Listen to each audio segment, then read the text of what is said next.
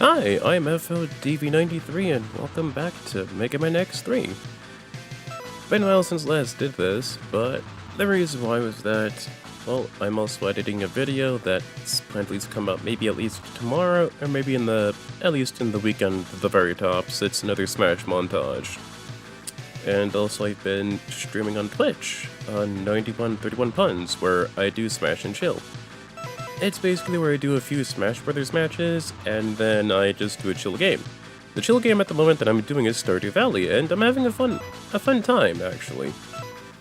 So if you're interested within watching my streams, go onto Twitch, follow me at 9131 Puns, helps me out a whole ton. And also in case if you missed the Twitch stream, because apparently when it comes to Twitch streams it has to be kept up for 7 days, and then it's just poofed, gone into the mist. Don't worry, I also make sure to upload the Twitch VODs of those Twitch streams and put them onto YouTube as full-blown videos. So you can at least have your cake needed to, but following on Twitch really helps me out a lot. Let's see here. Oh yeah, last time I beat 4 of the Mavericks. Now we have to deal with another 4. And then from there, we also have to deal with a new threat, Dr. Doppler. Because apparently it's not Sigma, it's Dr. Doppler, who made a whole new town full of Reploids to leave them freely, but now he's just gone rogue Maverick. Maverick base was put under attack, and then etc, etc, etc, you know the rest.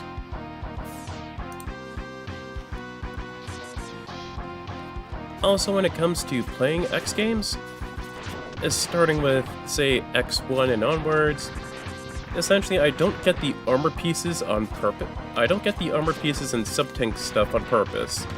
I wait until I actually beat all 8 Mavericks to do so, to have it be a cleanup part to at least help me out with making the location of getting these parts a lot easier, for heart tanks, sub-tanks, and the Dr. Light capsules.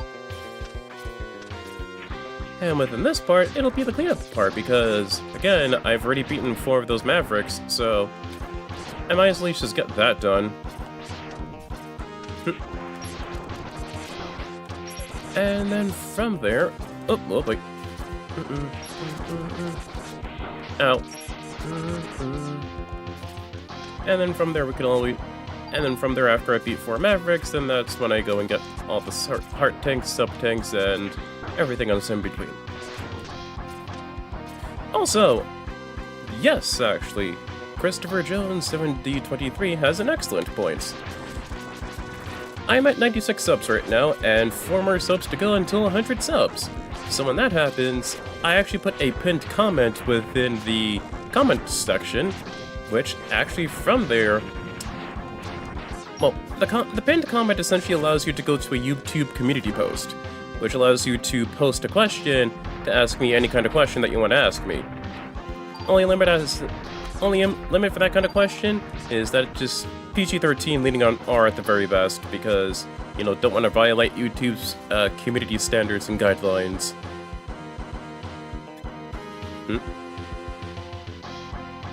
Oh, that's a mini-boss. But yeah, there's no limit to the amount of questions that you want to ask. Like, let's say you made a post with a question on it, then you realized, oh shoot, like sometime later, and then you realize, oh shoot, I want to at least ask another question. You can ask away. Ask away. I'm not going to stop you. Essentially, when I reach 100 subs, that'll be when I do 100 sub Q&A, and there'll actually be a hidden surprise within it. So it's going to be both 100 sub Q&A live stream to celebrate 100 subs, and honestly over 30,000 subs, 30,000 views I should at least say, and then it'll be a hidden surprise within that too. And then for this bug mini boss, just dash, wall jump as it just bursts itself within the ceiling and within the ground, aim for the head and just avoid the little mini spike balls that it protrudes out. Me doing this as base Naked X, or just basic X, really isn't that hard for the mini-boss, it really isn't. And for those that are eagle-eyed, you might be asking, oh, there's the sub-tank that's up there. No, I deliberately missed that because this is the cleanup part, and I'll be getting the sub-tanks and everything else after all 8 Mavericks are beaten. But back on topic, once I hit 100 subs, that's when I'll be doing a 100 sub Q&A where I'll be answering every single question that's posted within that community post, and within the comments section of the 100 sub Q&A itself. So if you asked a question within the community post and you feel like you want to ask me another question, you can ask away, both within the community post link, well, the community post and the comments section specifically for the 100 sub Q&A, because essentially I'm close to 100 subs and I'm over 30,000 views, which is thanks to YouTube Shorts, because it's quick and easy content to share to anyone and everyone. But I most want to at least thank all of you who watch the live streams, whether live or otherwise or whatever. I just want to at least say thank you, because it's not easy to at least garner tens of thousands of views and almost triple-digit subs. It really isn't easy. Oh, never mind.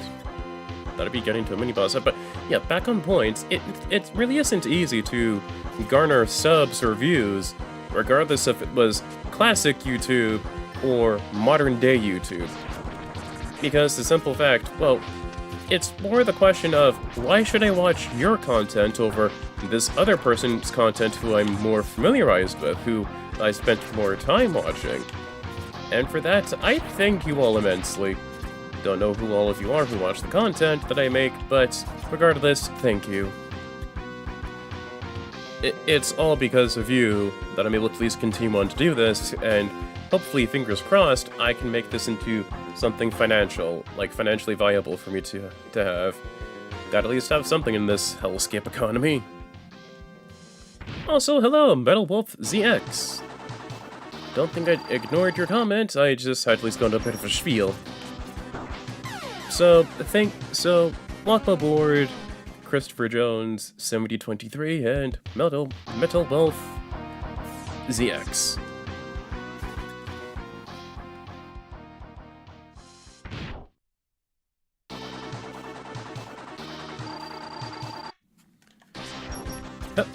Oh boy, ow.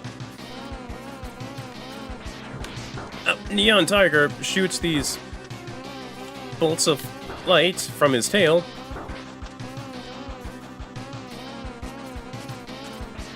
Oh, okay then, I guess. Okay. There has to be a weakness for Neon Tiger, because the stage isn't that bad, but it's gonna be a major pain if I don't do anything about that.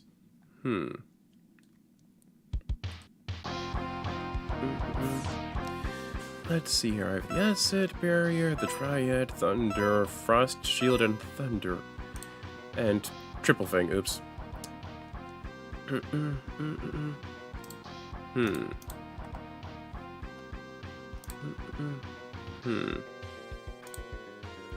Let's see here.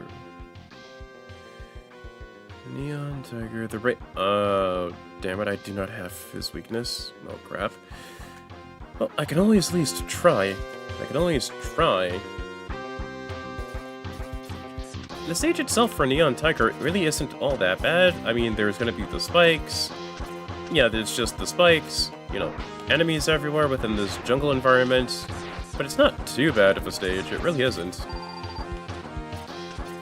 Hell, the mini-boss really is kind of manageable. With these spikeball enemies, just be sure to shoot them after they do their thing. These dragonflies really aren't dangerous, they're more platforms, but they will emit bombs underneath them. So just be careful of that, with maneuvering around. Like, they're outright just platforms that move left and right and fly up and down, so just be sure to use them when needed, and just avoid them when they're above you, basically. Starting with an X2 and onwards, X can dash normally by default, so there's no need to get another upgrade for him to dash. So that at least helps out a whole lot.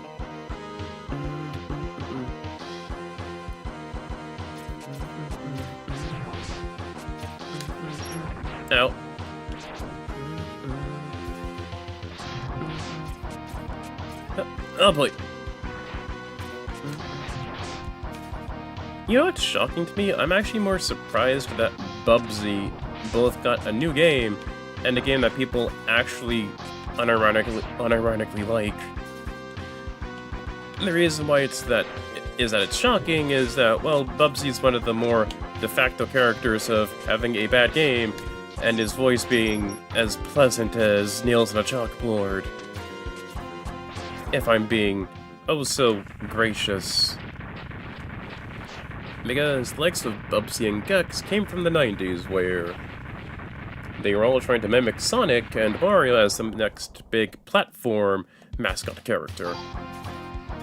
For Bubsy, he came from Acclaim, and I don't know where the hell Gex came from. He just came from, like, the SNES and then the PS1 era, where edge and having a voice just meant not shutting up. With Bubsy, his games were just notoriously horrible. Because he copied Sonic's speed, but none of the smooth gameplay and movement that goes within the typical Sonic game. Because even the most meh at best Sonic can control, like, competently. Like, at the very least with Lost World, you could at least control Sonic and move the guy around, and have a feeling of speed. And not so much with most Bubsy games, because every single Bubsy game, aside from Bubsy 4D, controls either or just is outright awful. Starting with the first Bubsy game, and also I think with the second one, Bubsy's flat out just a frail little boy. A frail babby boy. Little baby boop-up. Where even the slightest hit, or the slightest teensy bit of fall damage, he dies. He's literally a one-hit wonder. And when it comes to controlling Bubsy, he goes 0 to 100 in an instant. That's not bad for trying to be a Sonic-like platformer, but his controls are dog shit. Outright dog shit.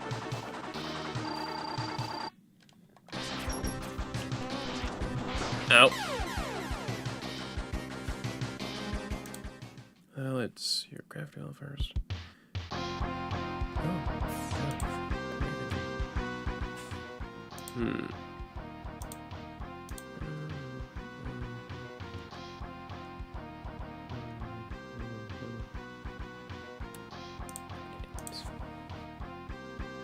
Oh, but yeah, that was just me talking. I'm just talking to myself about looking up the weaknesses for Mavericks, because for X3, I do not remember them all that well. Same with the armor locations.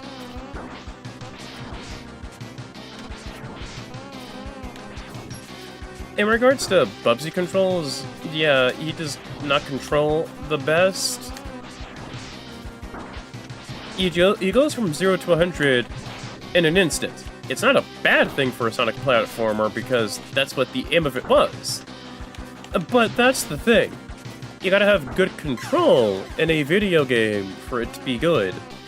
And it is not a good controlling video game to play. Like for any of the Bubsy games before Bubsy 4D. And with his voice, since Sonic was hip and cool and had the attitude, mostly because of, well, the Sonic cartoons like Adventures of Sonic the Hedgehog and SatAM, they also had the bright idea to give Bubsy a voice, one that doesn't shut up. The whole, what could possibly go wrong, and a whole bunch of cat puns.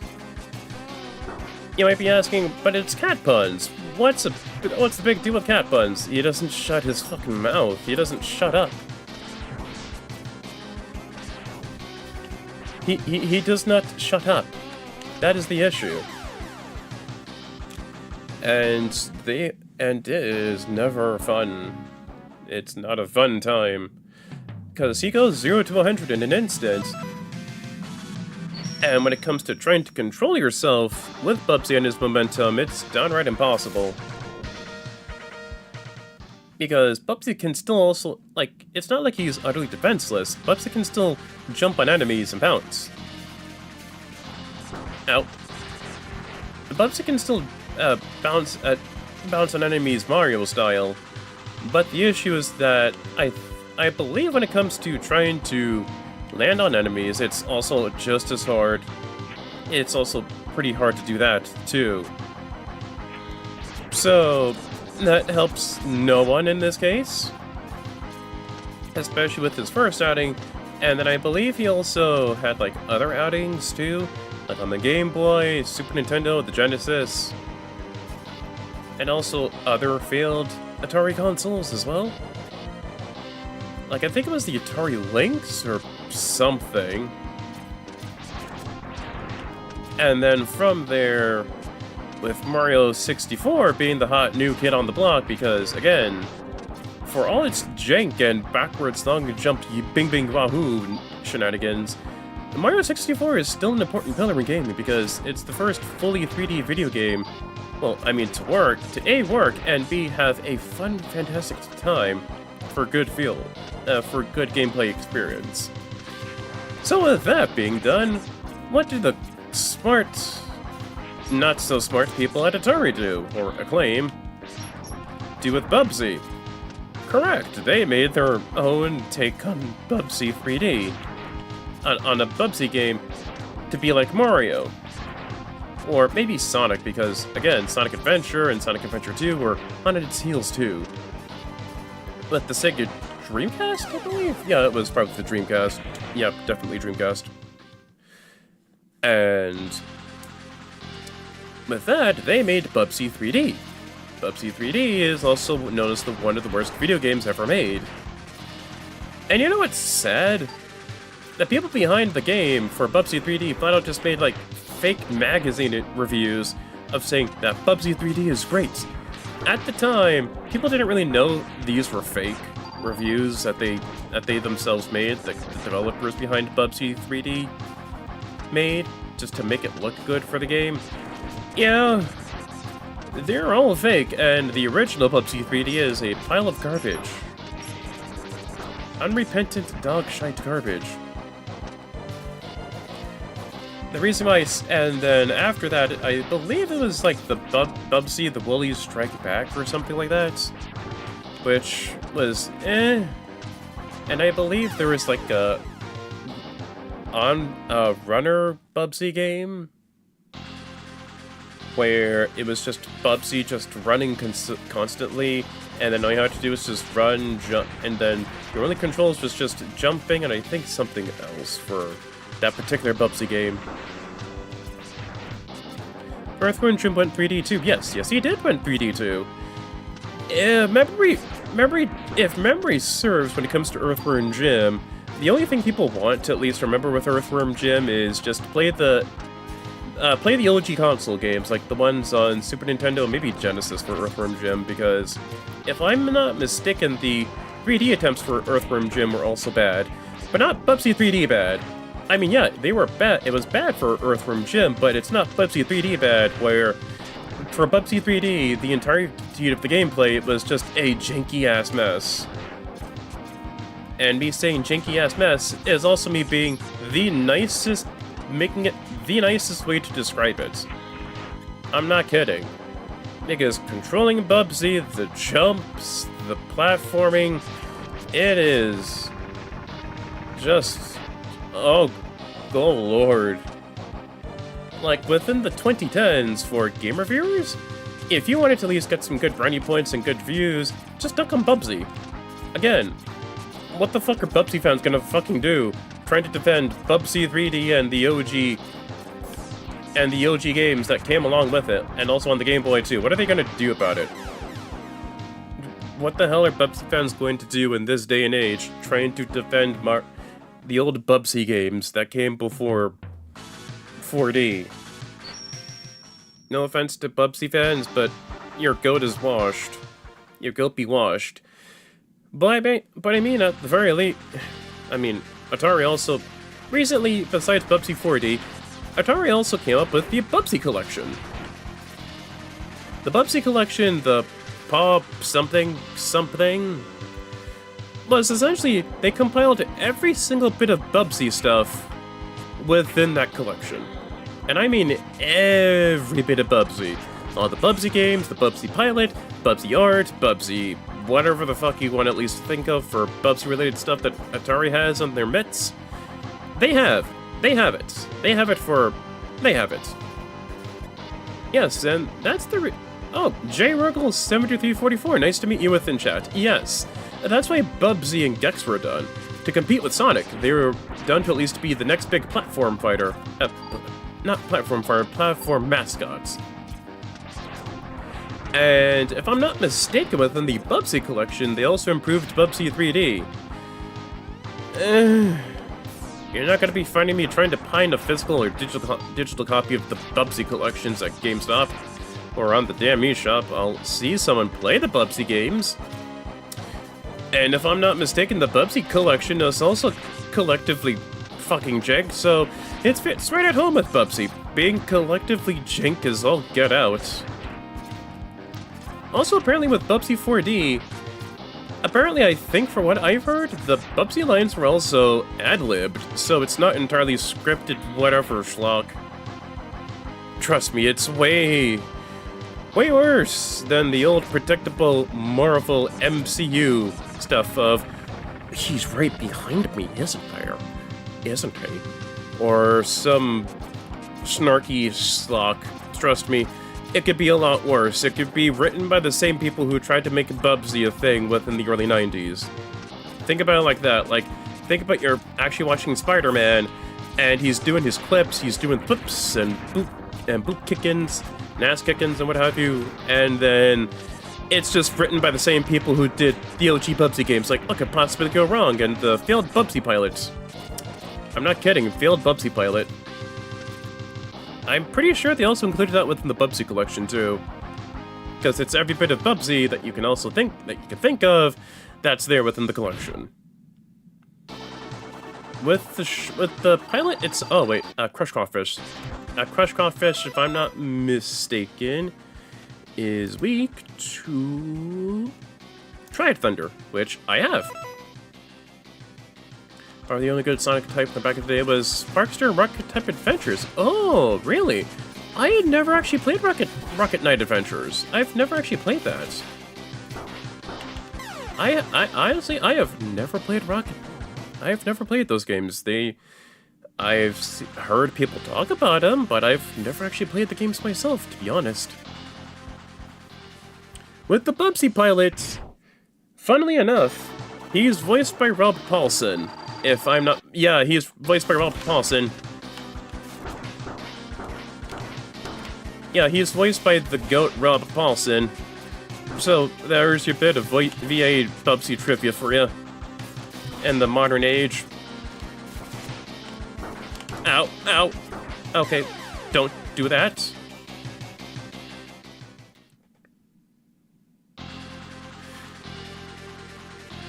Okay, let's at least try with a bit of Charge Shot, and then from there, just do Crush Crawfish with his weakness, because I did get a good chunk of distance with him.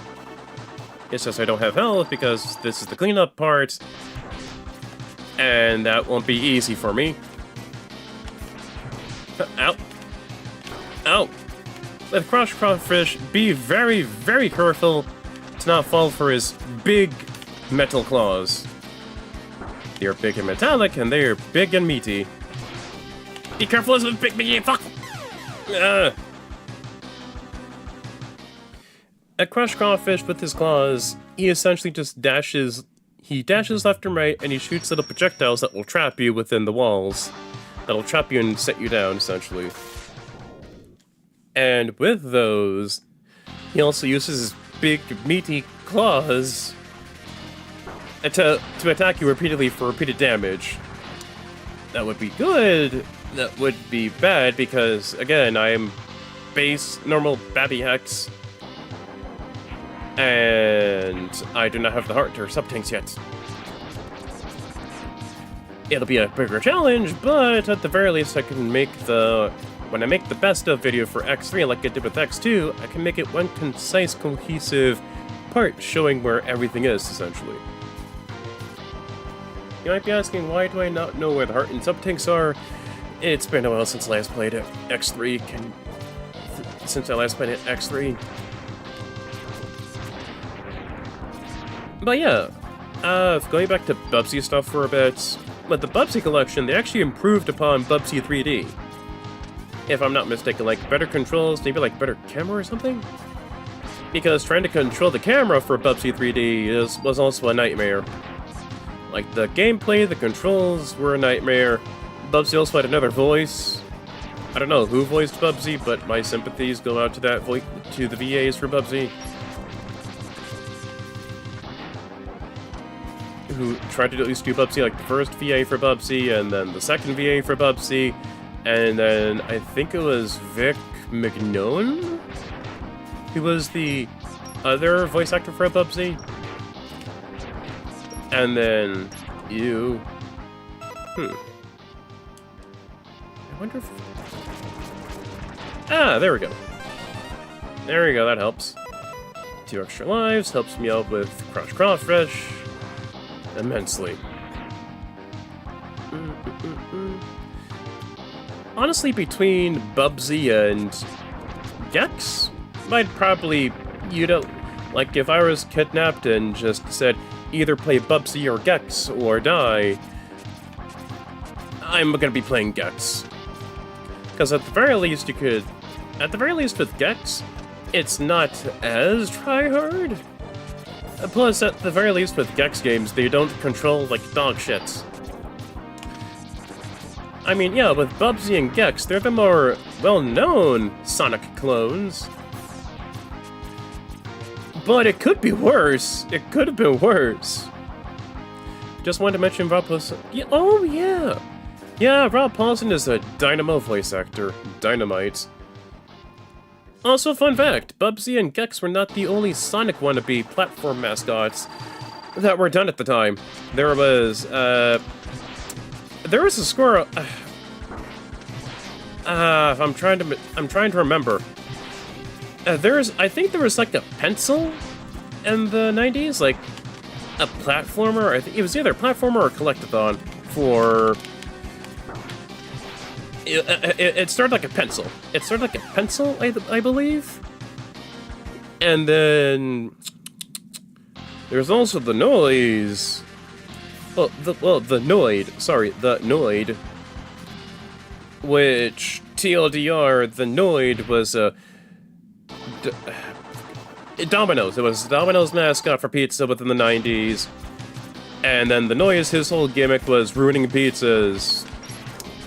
And then it was in the midst of Domino's Pizza going 30 minutes or less for pizzas. And which never helped with anything. Because the simple fact with that, it made people rush a lot, get into car crashes, people got hurt, pizzas probably were not delivered on time because of car crashes. And then a guy named William Noid, if I'm not mistaken, future me will probably edit this thing out in the best of. Mentally ill man with schizophrenia held a few people within the Domino's Pizza Hut for hours by gunpoint. And one of his demands was a book, which I forgetting what the hell the book is. He also wanted money and a getaway car. He did not get everything that he wanted, and because of his schizophrenia and him holding innocent pizza workers at hostage, essentially he was held with a mental institution, and William Noid killed himself. The end. Outright, the man just killed himself within the rehab home. He outright just killed himself. Like, he killed himself, I'm not sure what the method was. It was probably hanging or something, like he hung himself or something, but yeah.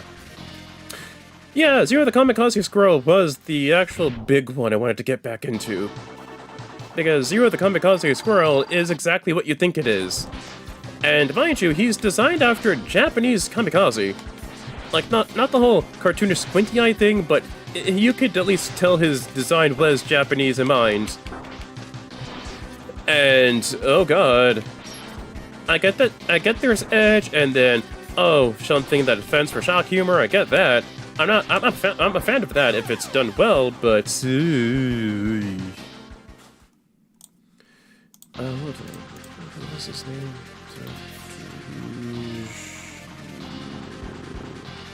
Awesome Possum! That was his name. Awesome Possum kicks Dr. Machino's butt. Essentially what Awesome Possum is, think of Sonic, you know, of how his stopping Dr. Robotnik or Eggman, depending on the context, for the sake of protecting woodland creatures and the whole world and what have you. Essentially, Awesome Possum does the exact same thing, but it's more like a Saturday morning cartoon PSA on the wonders of nature and recycling, what have you. It's still the same Sonic wannabe platformer, except the whole main title is Awesome Possum Kicks Dr. Machino's Butt, and ironically enough, in the very end, you actually do literally kick Dr. Machino's butt at the end of the game. You actually do kick his butt at the end of the game after you beat him.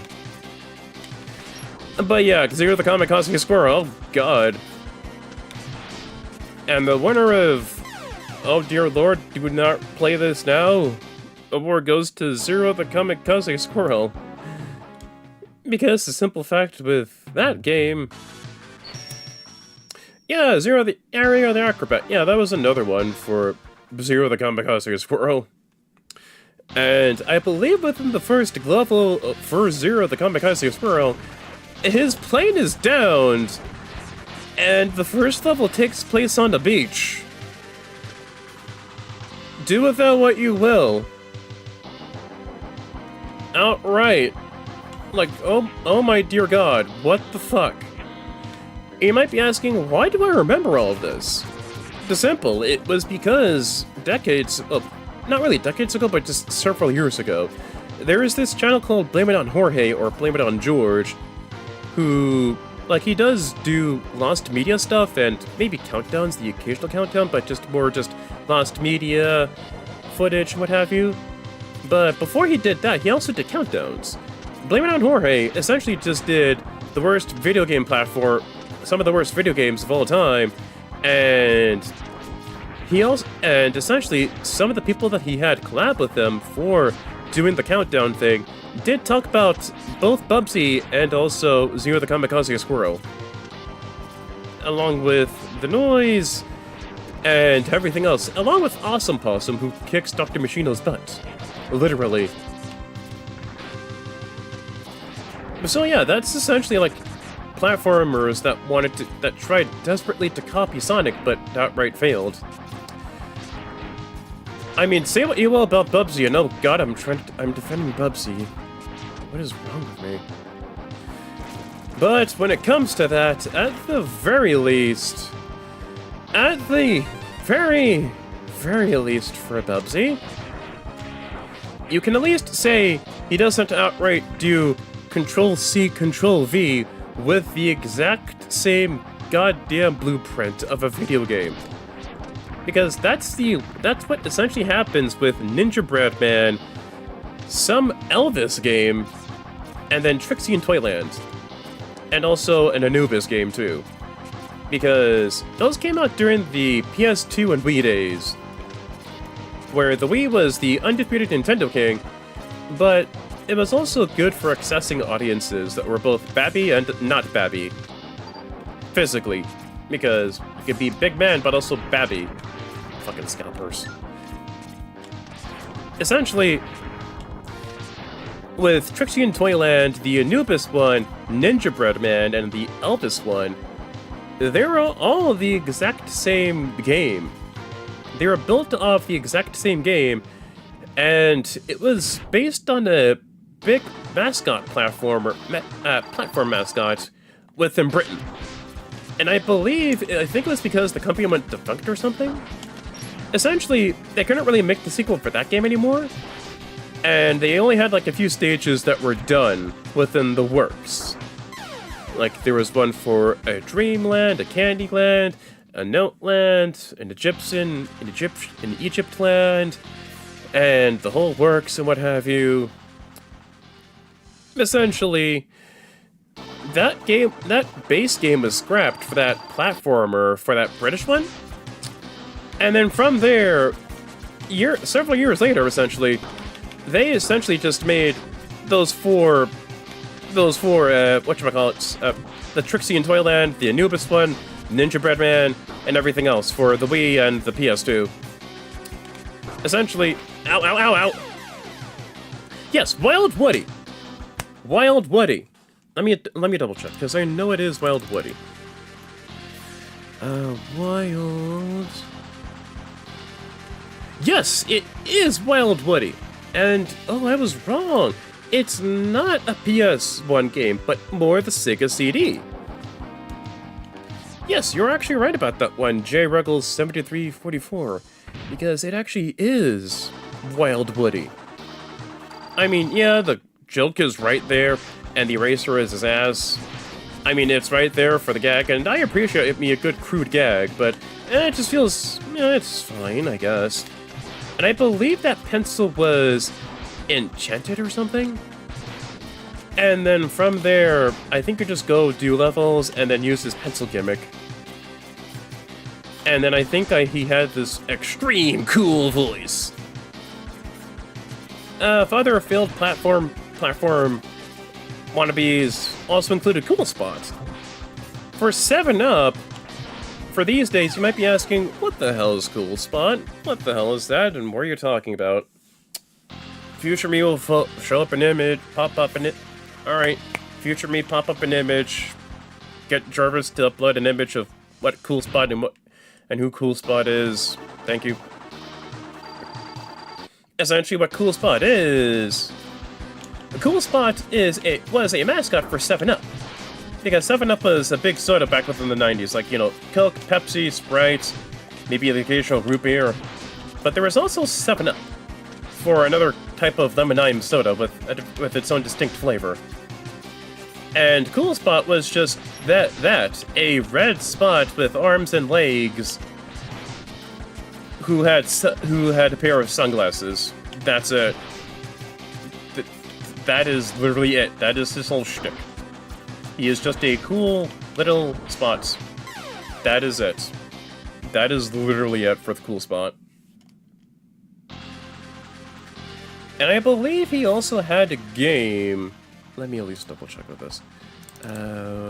I know Cool Spot had a video game. Ah, there we go. Cool Spot. I was right. I was right with the whole thing with Cool Spot, because he actually did have a video game. It was on the Genesis, the Game Boy... Oh wait, hold on. Hold on, and let me at least be on the safe side, because I don't want to assume things... According to old Wikipedia here, Cool Spot was released for the SNES, Super Nintendo, Sega Genesis, Sega Master System, the Amiga, the Game Gear, the Game Boy, and the MS-DOS. Because at the time with Cool Spot, it was the 90s, so it's like hip and radical, and he appeared on 7-Up commercials for all the kiddies to enjoy. And essentially, that's what Cool Spot is. Cool Spot was. So you might be asking, why the hell does Cool Spot have a game? Simple. Cool 90s mascot for kids? Money. That's it. Like, if you're expecting the likes of Wild Woody and Gex and what have you to be good platformers, you're sadly mistaken. At the very best, they'll be decent. Oh, good, sleep. Oh, yeah, have a good night. It's best for you to Christopher Jones, 7023. Have a good night. Get yourself some sleep, and be sure not to be too hard on yourself, guy. Remember, you'll be treated with respect and kindness within this chat. Back on my spiel about failed platform mascots. Yeah, that was Cool Spot as a whole. He was the mascot for 7-Up Soda within the 90s. And that was it. No controversies like the Noid with Domino's Pizza, no one killing themselves in the nut house, which is still tragic. So that was essentially Cool Spot. At best, maybe decent, but if not, it's just gonna be the basically the gaming Mount Everest of schlock and shovelware games. Because at the time during the 90s, they just wanted a new platform mascot, and 90s was the Attitude Era of cool and edge. Not cool and edge of swearing everywhere, but cool and edge of, who cares, I'm cool. Too cool for school, that kind of edge. Now the 2000s, that would be where you find your edge. Of swearing and cussing like a sailor, or just someone who just found out what swear words were. Bug and Bug 2. Wait a minute. Bug and Bug 2. Oh, wait a minute. Wait a minute. Bug 2. Ah! I remember that one. That was also covered in Blame It on Jorge's video for failed platform fighters. I remember that one too. If I'm not mistaken, aside from it being a Sega Saturn game, Bug 2, I believe that Bug was supposed to be like a celebrity or something? I think. I'm not entirely sure. Going above what I can see for box art for the Sega Saturn for Clockwork Knight 1 and 2, that doesn't look too bad. I mean, it does look pretty cutesy. Not cutesy in a bad way, but cutesy in a Kirby way of, this will actually attract some kids to at least play Clockwork Knight for a nice, inoffensive video game. Like, outright, I feel it's not too bad for Clockwork Knight. Like, if it was given in better hands, you know, and not within the 90s where if it's not Sonic, then your ass is just grass. Yeah, I could talk about this stuff forever. Yeah, I do not mind you yapping on about this whole thing, because I can make me a giant butt video about this whole thing. Like, just cut from the cloth of this stream, and just a gigantic yap fest of talking about failed platformers within the 90s. Also, speaking of that, Gex also got his own collection. Just like Bubsy, Gex also had his own collection. If I'm not mistaken, the trailers for both the Bubsy and the Gex collection are essentially the same. Like, where Gex also was just dressed up in this little suit, and there's like a nice, cool, fiery background. Bubsy also, I believe, had the same thing too, I think? Question mark? Pretty sure I could be right about this. Someone else, Jarvis, future me, just edit the noise out. But yeah, that's what it is. Like, it was the it was that, and also The Simpsons. Oh, Lord. Not that The Simpsons is bad, you're not gonna hear me go on a 3-hour tirade within the stream of Simpson bad. But what was objectively bad were the Simpsons games. That wasn't the arcade game within the 90s. Because, oh dear gracious me, what a horrific train wreck. What a horrific yellow train wreck for video games for The Simpsons within the 90s. Bless their hearts, they tried. They tried different genres. Bart's Nightmare was just platforming. Itchy and Scratchy, I think it was just building traps based on Itchy and Scratchy stuff. Camp Krusty was another platformer. And then there was the Simpsons skateboarding game, the Simpsons wrestling game. Oh lord, that's one of the worst. Seriously, you have to really try hard to be one of the worst Simpsons games and one of the worst video games in general. Like, the only Simpsons video games you see people recommend is just the OG arcade beat-em-up that was made by Konami, Simpsons Hit and Run, Simpsons Road Rage, and the Simpsons game. That's it. Zool Intergalactic Ninja. Oh, yes! Zool Intergalactic Ninja. Wait a minute. Oh, wait.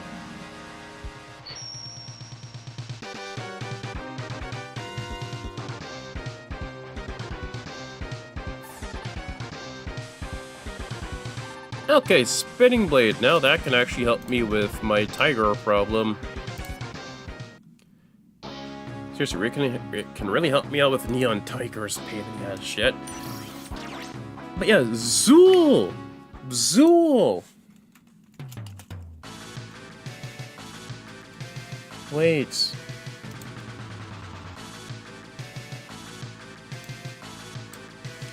Wait.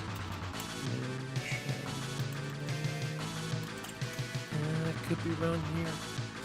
Yes! Yes! Okay, thank you for jogging this memory up. I knew it was something. Zool. Yes. Yes. Zool. Zool. Zool. Okay, according to Wikipedia here, because I am not going based on clanker nonsense. Yes. Gremlin graphics? Yes! Zool! That's the one I was thinking of. Because there was also covered within games done multiple times by Bumbles McFumbles.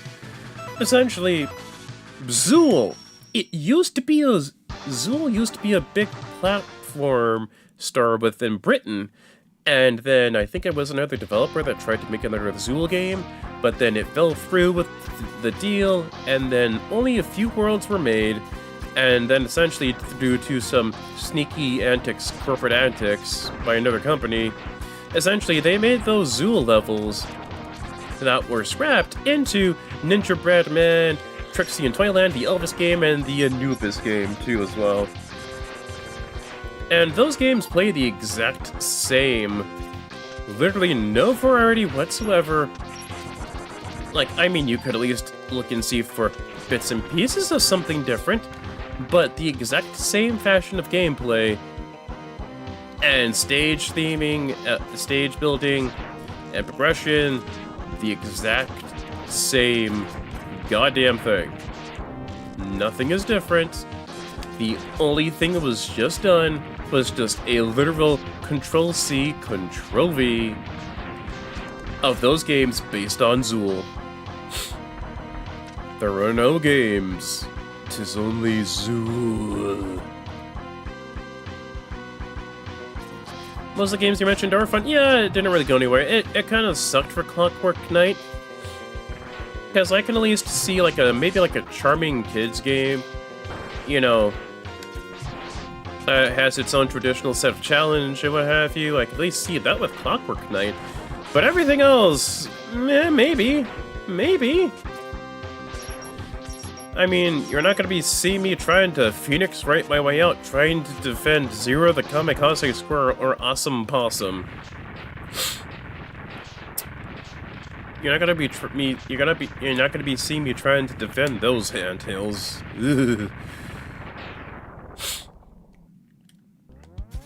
Thank you for the health piece. At least with the spinning blade, I can take care of Neon Tiger, because trying to take on Neon Tiger, believe how I am now. That's one of the times where you really need a boss's weakness just to take care of him. That can really be a pain just to handle. But yes, it was Zool. He was made by Gremlin Games or something like that. And then from there,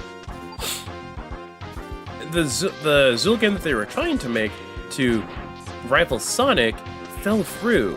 And then from there, it just became Trixie in Toyland, the Anubis game, the Elvis game, and Ninja Breadman. They were all for the PS2 and Wii because, again, PS2 is highly successful.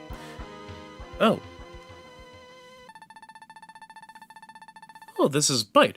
Nice to meet you, X. I am Byte. I've been programmed to exterminate you. Whoa. Oh, whoa. Holy shit, Rocket Punch. Did not expect that. Okay, so this is the other bit of the do of the Nightmare Police. We took care of it. There's Boy to tackle.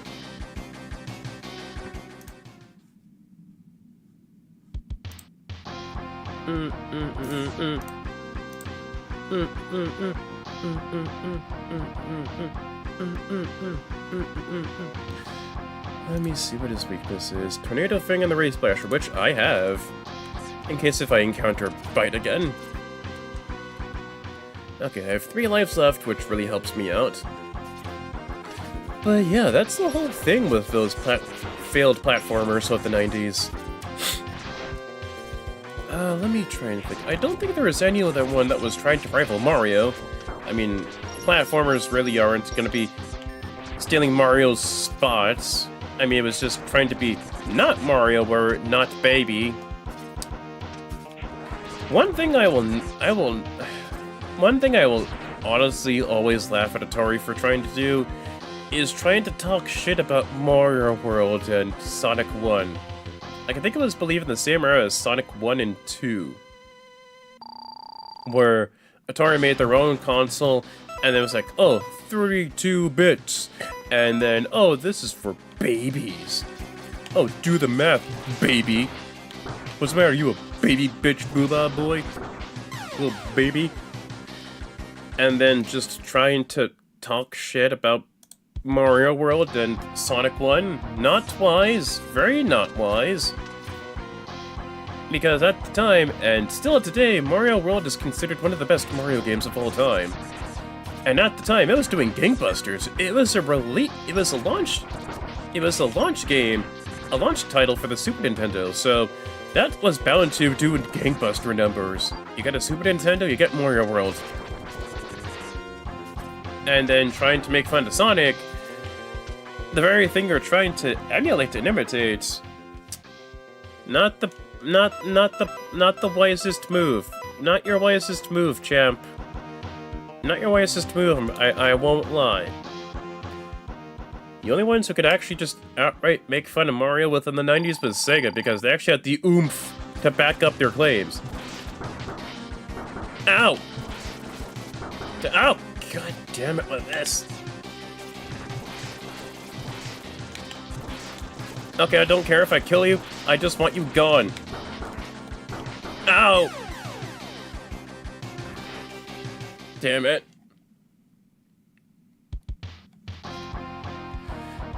But, also, I took care of, like, what, 5 out of the 8 Mavericks done so far, because Ray Tiger was a pain to tackle, and now I just got his weakness, so now I'm trying to at least tackle through bites. Ow. Even when tackling his weakness, it's going to be a pain to do without the armor upgrades. Because normally with Bit and Bite, you could just use the armor parts, and they won't be much of a hassle. Oopsie. Okay, that little bit right there, that's essentially 0. Oopsie. Oh, I gotta stop doing that. Essentially, within X3, you can actually swap to 0. But only for a little bit, but you can't play as them with the mini-bosses. Ow! Ow! Within yeah.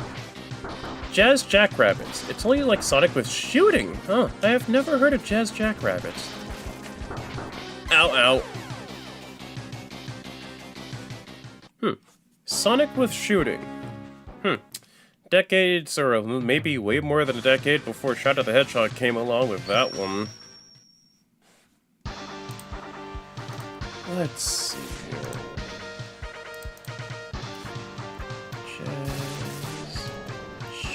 Jackrabbits. Ooh. Oh god, I can see why he's a failed one. I mean, Sonic with shooting can't be too bad. I mean, high momentum, shooting action for kids. It's not bad. It's not a bad idea. But, ooh, if you can smell the tryhardness from a mile away. So glad I grew up with the Game Boy Advance and not the Sega Genesis. Yikes. It's like, oh, but if it's not Sonic, then what is the point? Oh, damn it.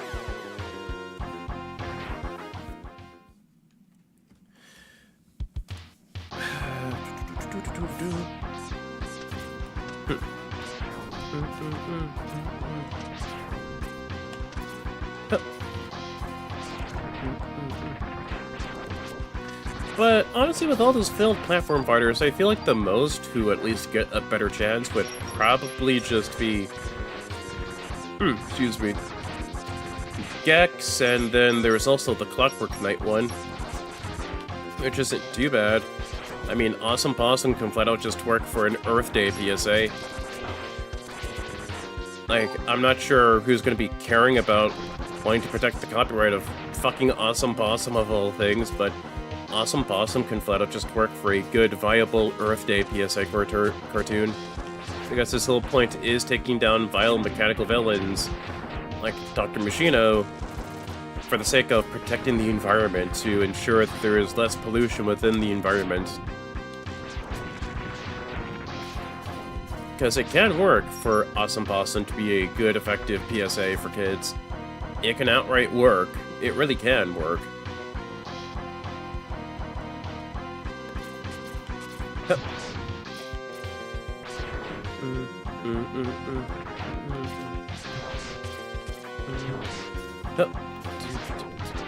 Wait, epic game. God damn, okay.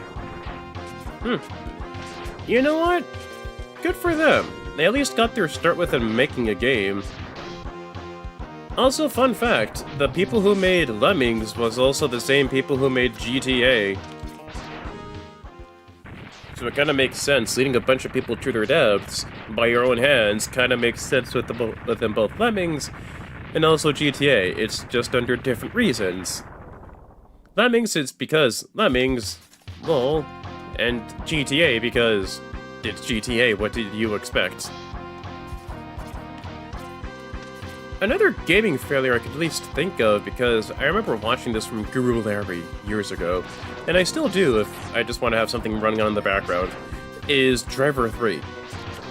Essentially during the time before San Andreas came and just dominated the PS2 scene, Driver was actually a good series. A good series that could actually compete with GTA in the time that it was good. And it was still Atari, so 2 for 2 with flunked bullshit. Literally, it's just 2 for 2 for Atari's flups and blunders. Ow, ow, ow, ow! God, I hate this thing! Essentially, with Atari, besides screwing up with Bubsy, they also had the Driver series. The Driver series of games where you just go and I think you drive in a car, something like that. But I mean, it was good enough where it could compete with Grand Theft Auto back in the day. So it was good for something good. And they were making Driver 3, and I believe it was a whole bunch of promises and like voice acting, improved gameplay to really make it a really great time, a real system seller, killer app essentially for the PS2. But the thing is, with Driver 3, which at the time was actually called Driver, because the second D for Driver was just used with the 3, which is actually clever titling.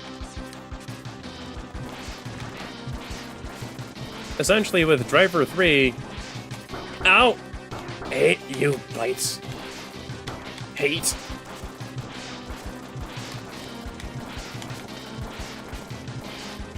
Essentially, with Driver 3... Thank God, fuck off, Bite. No, how can this great power be generated from such an ancient machine? Well done, X. The victory is yours.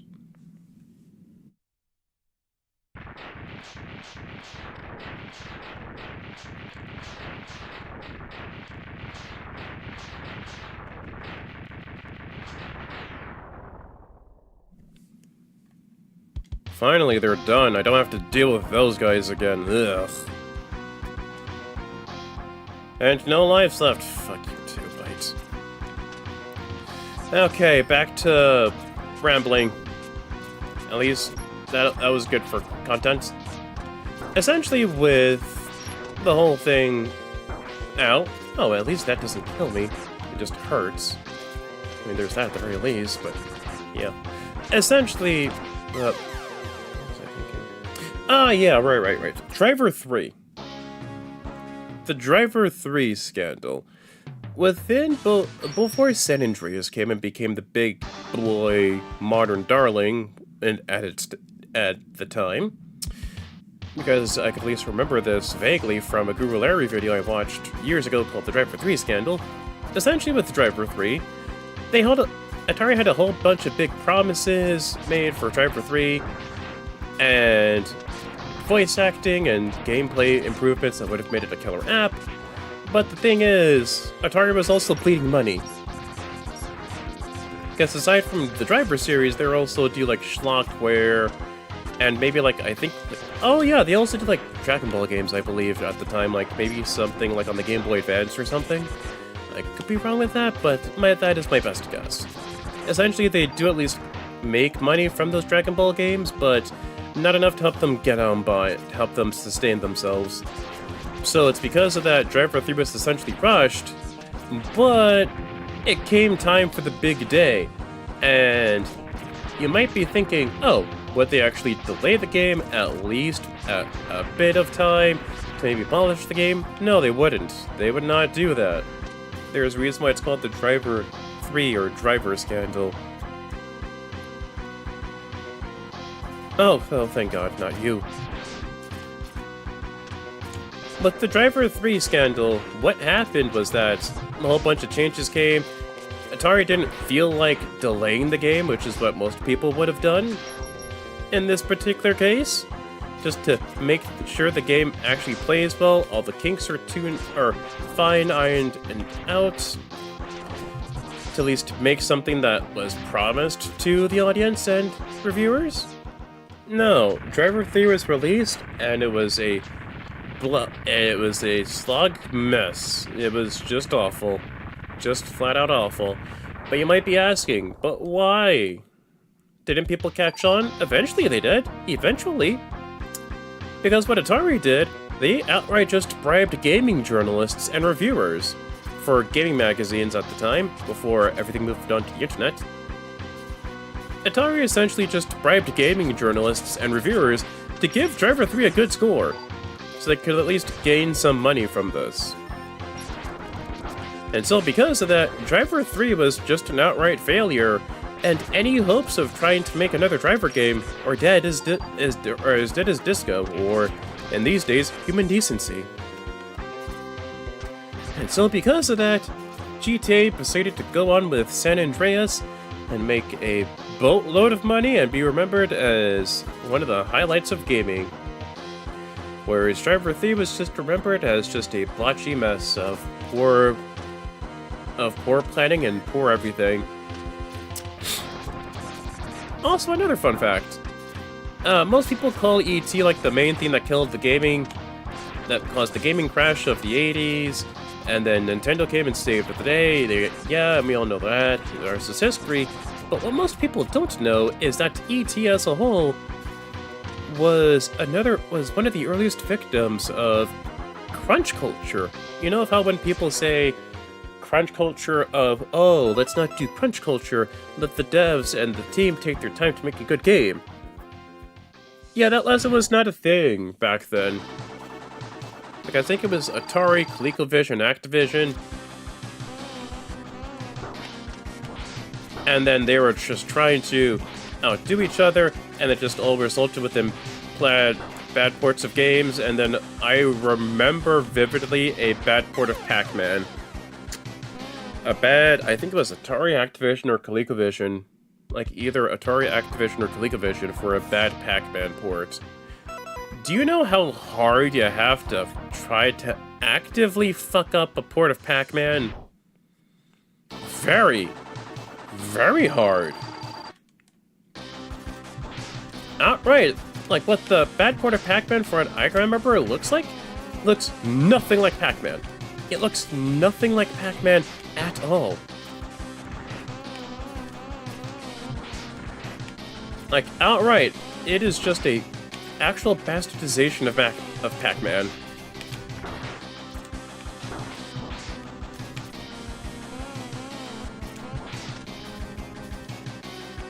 Ow!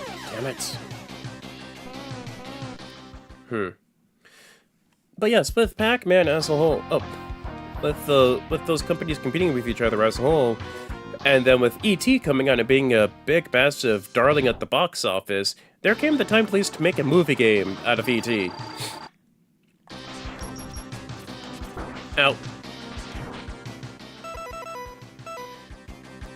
And then with E.T., it just became a rushed game. Outright, they just rushed the hell out of E.T. with zero regard or care. And the game was so bad, obviously, you know, it led to the gaming crash, a bunch of E.T. copies being buried within a desert, only be uncovered decades later. But the main cause of E.T. being bad was not E.T. itself, it was just crunch culture. Like, they were trying to accomplish a game in a ludicrously short amount of time, and obviously trying to make a game within a ludicrously short amount of time will not guide you anywhere good. It'll just guide you to a bad video game. But the thing is, it was a series of bad ports and bad games that led to E.T. being bad, and then E.T. was just the proverbial straw that broke the camel's back for gaming at the time. And so because of those bad decisions, and E.T. as a whole being a rushed game, that led to the gaming crash. And then from there, the rest is history.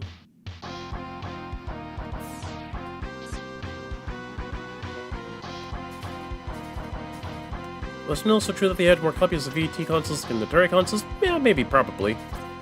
Because they're really banking on ET being a killer app, because, again, ET at the time was gangbusters at the movie office. It was just an alien, a docile alien, who just did nothing wrong, wanted to phone home, go home, a nice cute little boy, a cute kid, a kid that was trying to help his alien friend out, just trying to avoid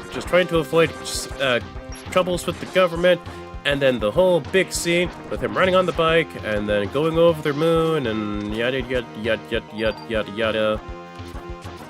And then they saw dollar signs in their eyes, and then they just rushed the hell out of the development of E.T.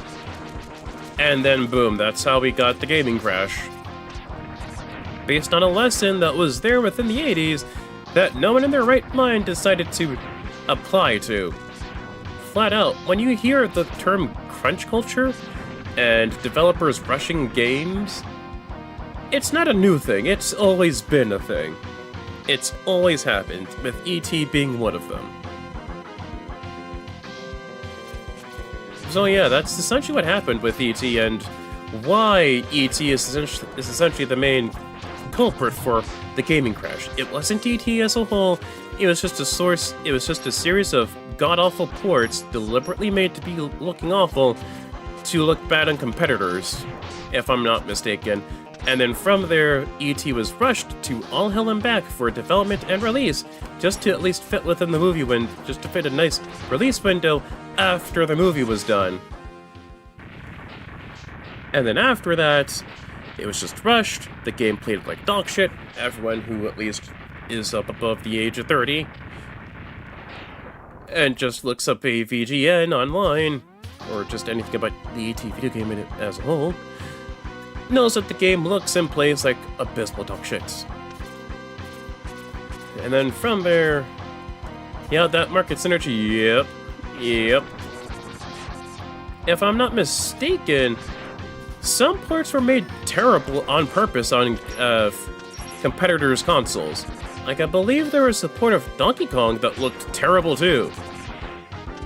And they outright just lied about features of the game, like, oh, colors, and then 120 levels, and then advanced jumping physics, and what have you. That was all just a blatant lie, like a literal lie.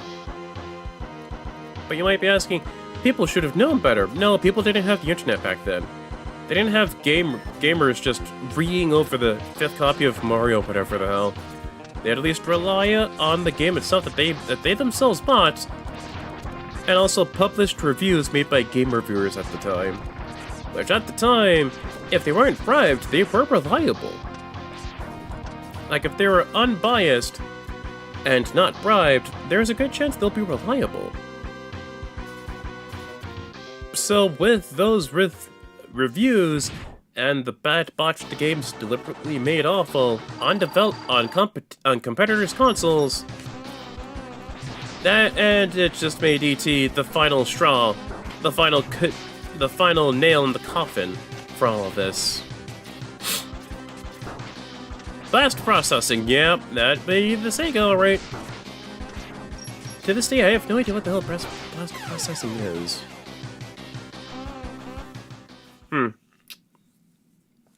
Probably just slang just to make themselves better appealing than Nintendo.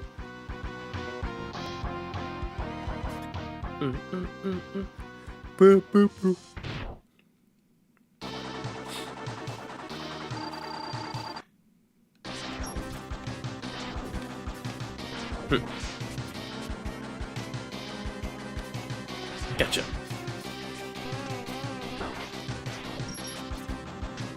Hmm.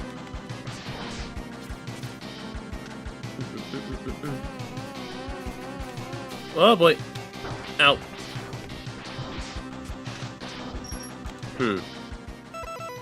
Okay, let's try with weakness. There we go.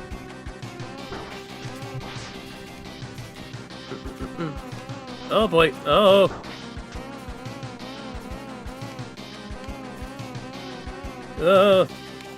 Ow. Seriously, trying to predict where he's gonna land is honestly just as annoying as his damn attacks.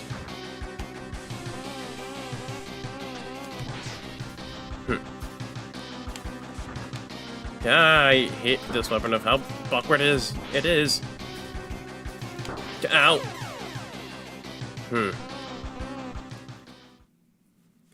Okay, if I can at least beat that, all the other Mavericks will fall into line. It's just this guy is a pain to deal with.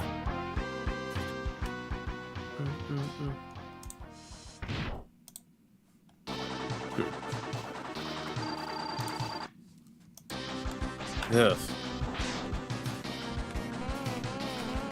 Ow! Ow!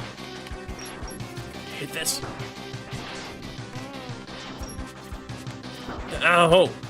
Seriously, I'm trying to dodge and wall jump in time.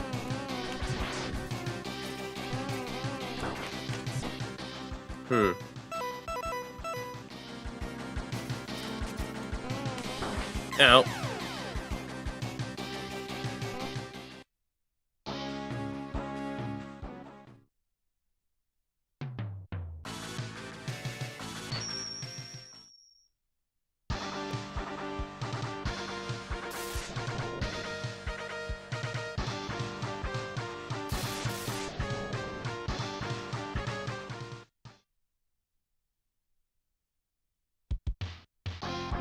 I just had to take me a giant sip of water.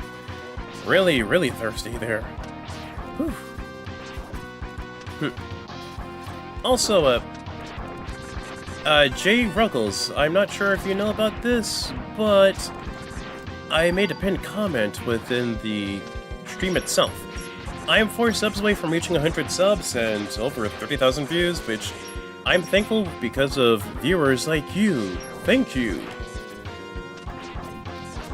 But I am serious, it is literally because of viewers like you, thank you, that I'm able to at least reach this far.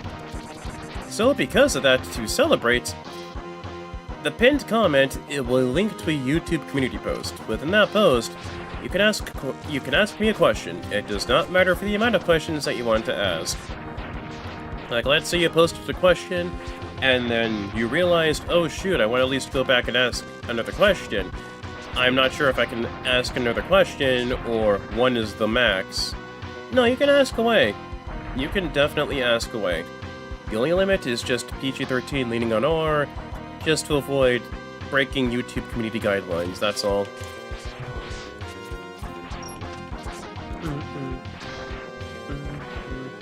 Yeah, that's essentially just, that is literally all I request. But yeah, you can just post away and ask away with questions, essentially, both within the community post and also specifically the comments section for the hundreds to ask me a question. To ask me questions and to ask away, essentially. Both within the community post and within the comment section for the 100 sub livestream. So you don't need to worry about, oh, I asked 1 question, so I can't really ask another question. No, you don't need to worry about that in any way, shape, or form.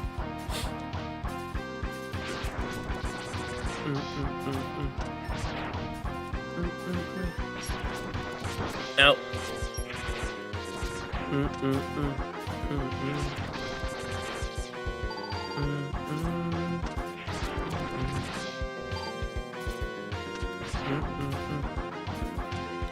Yep, and I look forward to answering each and every single question the people have to choose and have to offer. I happily look forward to that. Aside from me streaming this and the Twitch streams that I also put on within my Twitch channel, I'm also working on another Smash Brothers montage at the moment. So it's just me whittling away with editing the video out as well, and everything in between, basically. So if you don't really see me streaming on YouTube a whole lot, it's mostly because either A, I just took a small break from that, or B, I'm just probably working on a video, or C, I'm just streaming on Twitch.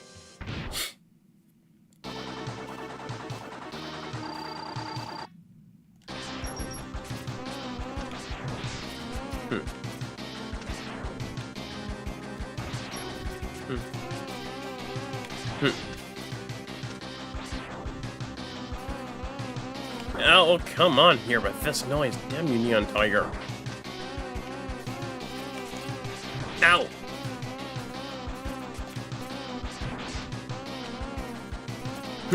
Ow! Oh boy. Whew.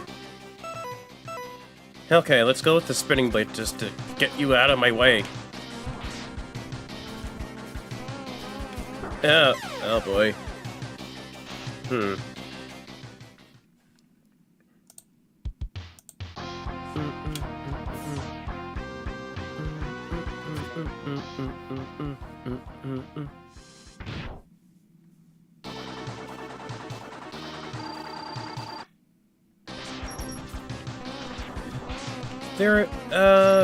I've also been playing the Bomberman collection on the Switch. Good time. Good game. A good collection, good set of games that are on there for Bomberman. Fingers crossed we can actually get the N64 and GBA games, I guess, for Bomberman. Because for the longest time, Bomberman was just dead because it used to be owned by Hudson Soft, and then I believe it was because of a tsunami that happened in Japan that kind of made Hudson Soft extremely dirt brick poor, which made them really in a bad position to try and sustain themselves. And then from there, Hudson Soft had to at least sell off, Bonk and Bomberman to Konami of all companies. Ugh. And at the time, Konami wasn't really known for consistency within the 2010s. It was just more so of just being dicks to Hideo Kojima, and then just pachinko machines for Castlevania. No new Castlevania games, just pachinko. Pachinko for Castlevania. It wasn't up until maybe like the 2020s that you could at least see the Castlevania collections coming across, and then, oh shit, we got Castlevania collections, and then this year, we're getting more tidbits of the new Castlevania game being made, which is really nice. Because again, at the very least, you see Konami working on something and giving a shit about their old properties. And it's still a goddamn shame of what happened with PT and with PT. Just a goddamn shame. Nothing short of a goddamn shame. Oh, fuck off, Neon Tiger. I like fighting games, they're pretty nice. I'm not gonna be the best player at fighting games. I'm good with Smash, and maybe Power Stone. Because I do remember playing a bit of Power Stone when the second Capcom Fighting Collection came out, and I had some fun with it. Like, I'm not gonna be the best fighting game player, but rest assured I will give it my all.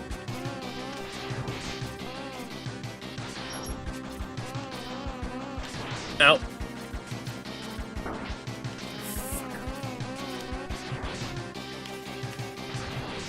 But yeah, I will at least give it my all at the very least with a fighting game. Like with Marvel vs. Capcom. Good quality chance that I'll probably just play as Spider-Man, Mega Man, and then maybe Iron Man. Basically because it's like, oh, my favorite characters, play as them. And then not know about any sort of tier in any way, shape, or form for the tier list for Marvel vs. Because I genuinely do not know. Ow.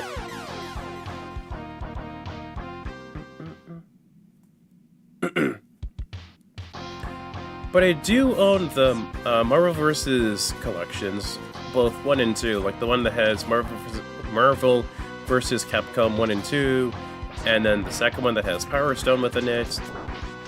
And I also do own Skullgirls. I own Skullgirls because, my goodness, the art and animation that goes into every single frame of animation is nothing short of eye candy. It is so visually appealing. Yeah, that's kind of my main gimmick, my main thing with fighting games. Yeah, I'm not gonna be the best, but, you know, I'm fine if I lose, fine if I win. Because I know for a fact my own skill level. I'm not gonna try and punch above my skill level and just have an ego writing checks that my own body or my skill set cannot check or cash. You know, because that essentially just leads you to getting wrecked every which way, but then, and then just essentially just eating shit and just eating crow and dirt and humble pie.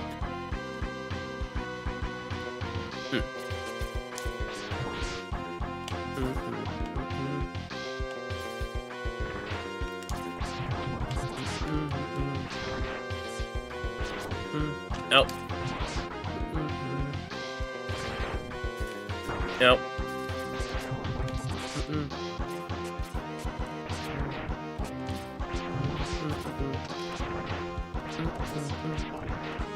Like, every single frame of Skullgirls looks so damn appealing.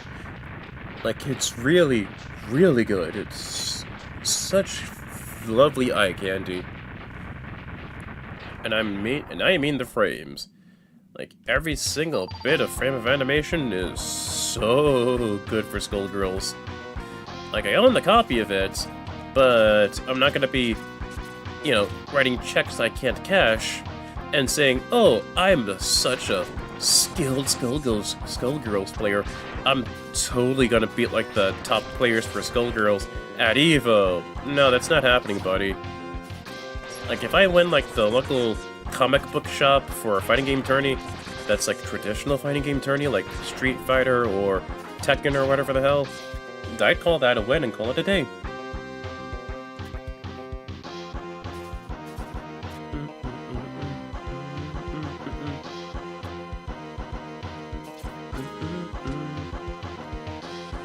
In terms of games that I myself do not see myself playing, Overwatch. I do not see myself playing Overwatch. It's not because of the... well, I mean, it's not because of the gameplay, but it's more because of the bigwigs attached to Overwatch. That just makes the whole thing a nightmare. Like, it's literally a nightmare shit show for PR and HR if there were a thing with an Activision and Blizzard. Because for years there was just rampant sexual harassment, abuse of staff and power by the bigwigs. And then from there, I believe there was something called the Cosby Suite that some staff actually participated in. And then I believe some people could not actually be given the basic benefits of asking for time off. Like, if I'm not mistaken, there is a guy who was just trying to go for the simple task of wanting a vacation and wanting days off from work. And then Activision and Activision at the time, Activision and Blizzard was just, no. And they tried to gaslight the man into just not going for time off. Like, that's just inherently scummy. Just outright vile, scummy shit. Like, that's just something I personally feel like cannot really support all that much. Like, I know the bigwigs didn't really work on the game, they just talk about it, development, what have you, I get that point. But I feel everything surrounding Activision and Blizzard with their scandals, it just ruins any and all chances of me playing the game. Then also the simple fact that they made Overwatch 2, killed Overwatch 1, and then they changed their minds, so it's now just back to regular Overwatch. Lovely logic there, people. Let's make a sequel to a game, kill off the original way to play the first game, only make the second game playable, and then, oops, people like the first game, oh shit. Let's make the first game playable again, and then just get rid of the sequel. Lovely choice of logic there, people. Fucking lovely. Fucking fantastic. Like, that's something I feel I cannot really support a little much for Overwatch. Team Fortress 2, I can at least see myself maybe playing if I'm given the chance or whatever. Like, just play with friends that I know of for TF2, and then just play away. It's just a shame that these days TF2 doesn't really get any support. Like, any meaningful, worthwhile support. Or hell, anything to fix the rampant cheating or the bugs that are going on within Team TF2. Which is a shame because it's the OG hero shooter, where it's like a group of people joined together within a collective team, and they take down the other team. Please collect points, capture the flag or whatever, get the most kills, yada yada. And it's just a collective shame with what's going with Team Fortress 2. Fingers crossed we can actually get some good support for TF2. Because it's nothing but tragic to have that. That's happened to essentially the OG of hero shooters that every hero shooter just copied off of. Like, there's Overwatch, there's Concord that failed. You can at least see bits and pieces of the DNA of Team Fortress 2 within hero shooters. No matter how much they try to make the execution different, it's always going to at least be similar to TF2. Ow.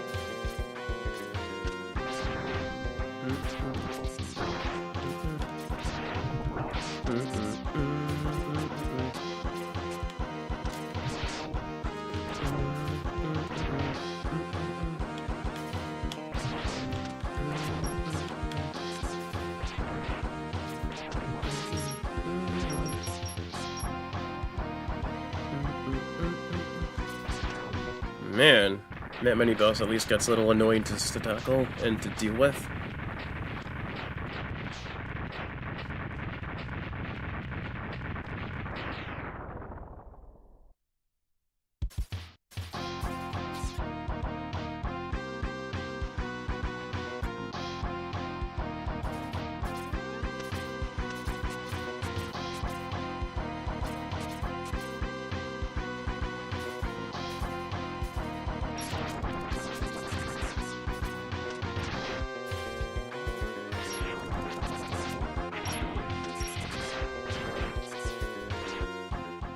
You ask me, flooded market? Yeah, I can understand. It's the same thing what happened with the whole cool spot Bubsy thing. Too many of them just flooded the market at the time trying to chase the trend to try and get that bag. I understand the hustle. I respected the hustle a whole lot. But there comes a point when the hustle chasing just gets not so good. I mean, it's not like having too many... It's not like making the next hero shooter is a bad thing. It's just the execution of making the hero shooter that comes into question. TF2 nailed the whole thing because each combatant, like each character that you play as, has their own distinct personality, their own weapons, and their own distinct game style. Like, hero shooters do have that, but TF2 has that magnum staying power that allows it to endure the test of time.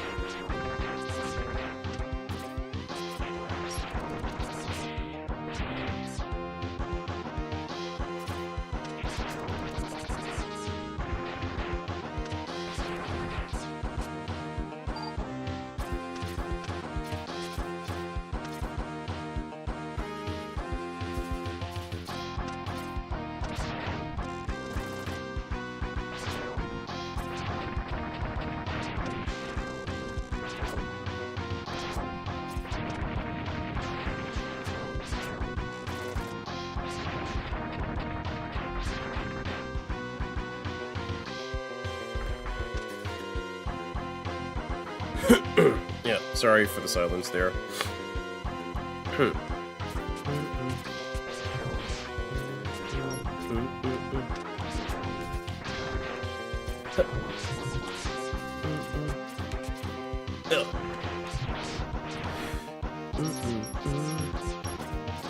Also, I wanted to at least ask your quick thoughts on this whole thing.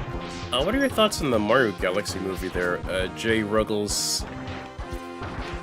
Because I figured I'd at least ask to see what your input is on the Mario movies that were made by Illumination. Because I figured at least ask for your thoughts, then I could at least say my thoughts, just short, sweet, and condensed as a whole. Then from there, it's just a nice, healthy discussion of the Mario movies that were made by Illumination, and then just looking to see, hey, what you liked about this, what you didn't like, all that fun stuff.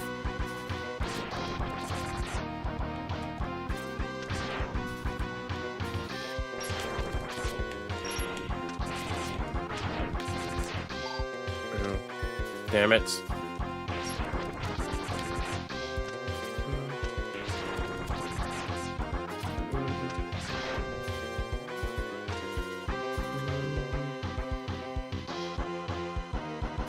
Oh wait, no, that's not the boss. Whoops. My bad.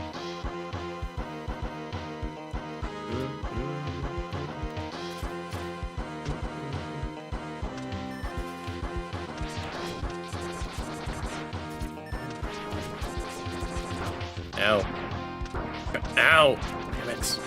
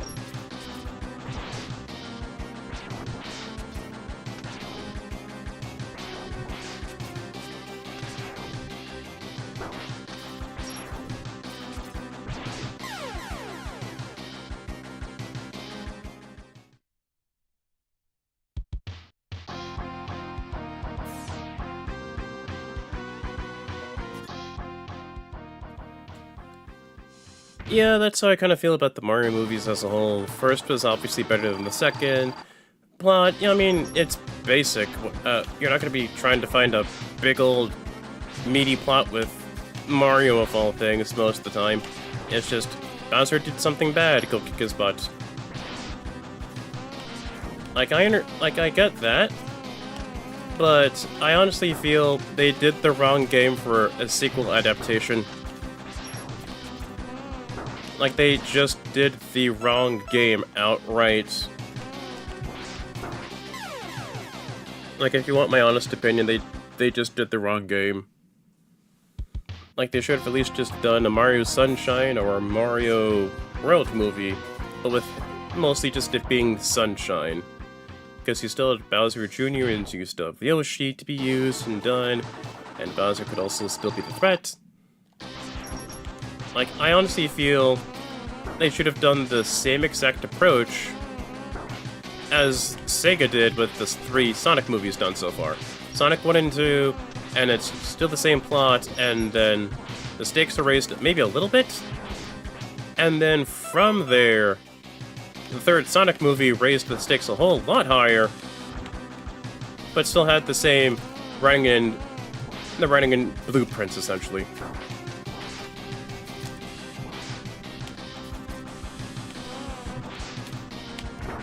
Ow.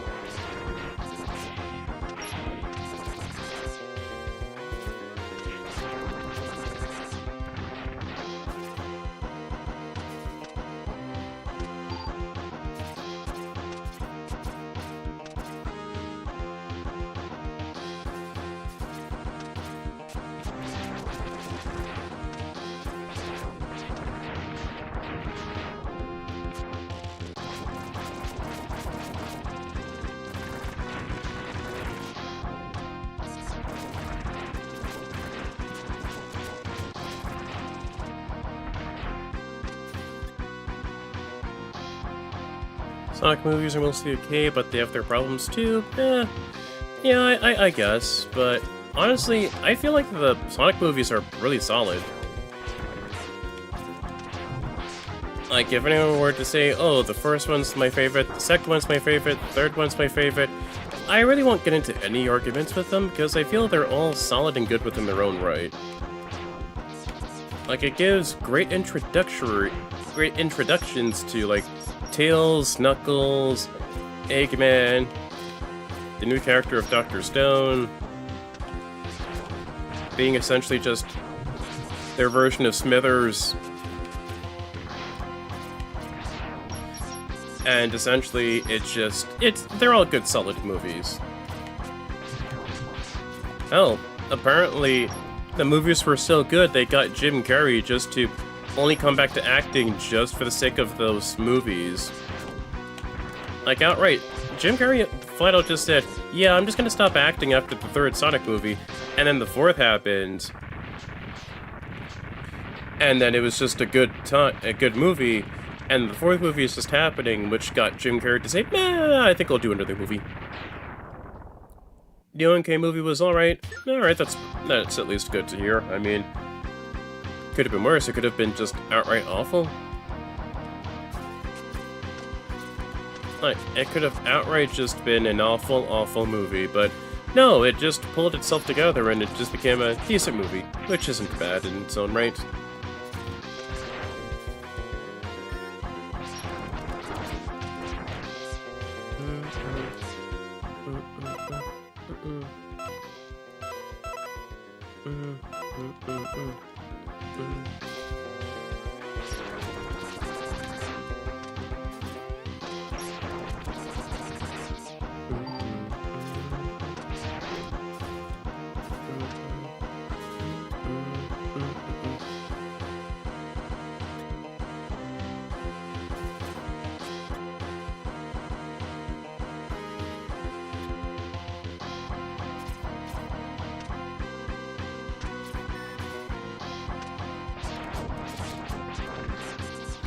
Why did juggle so many characters? Oh, yeah. Yeah, that can actually happen. If you have so many characters trying to write them in the right way, and you only have, like, an allotted time period, this period of time just to get them in and do them right. Yeah, you can run into those difficulties. They're very much likely to happen. But I mean, it's not impossible to have it happen. To have it be done right. It's not impossible.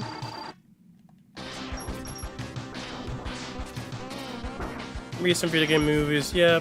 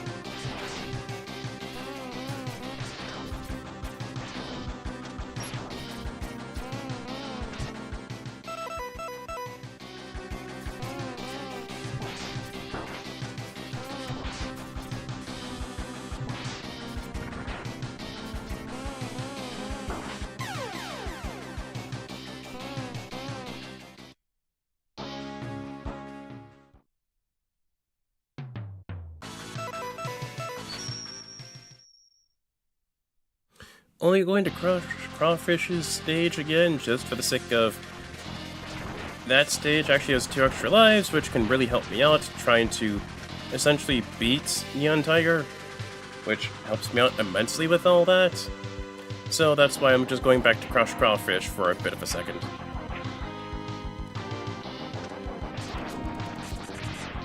Yeah, I feel it could be fine. The new Resident Evil looks supernatural, but will probably be okay.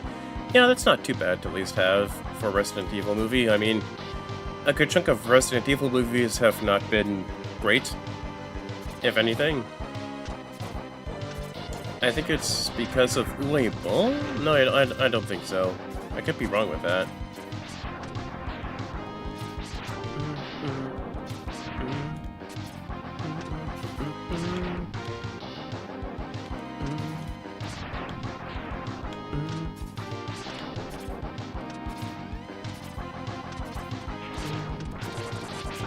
Out.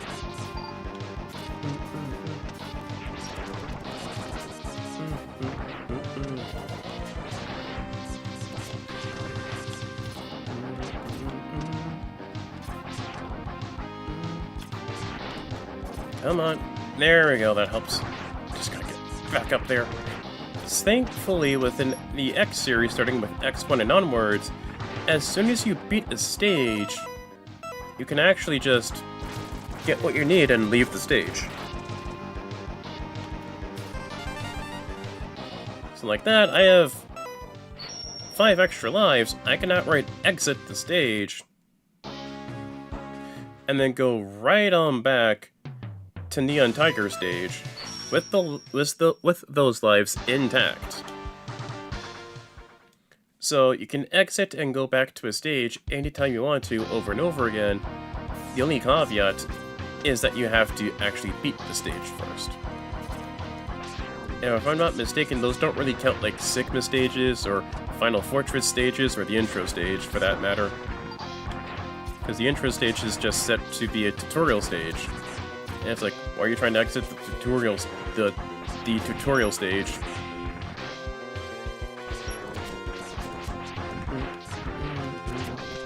Ow. Hup.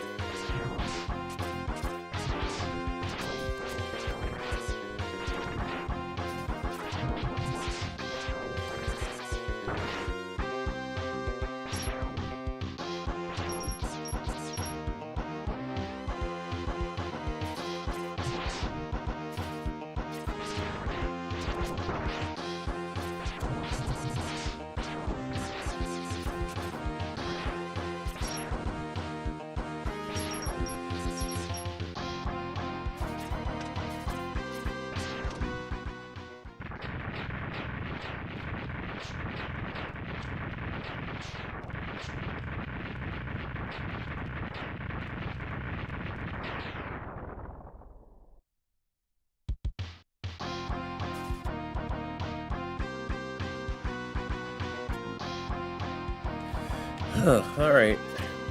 Feeling good, feeling a little good right now.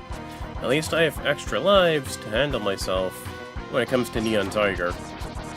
Because it's not like I can't deal damage to him, I can.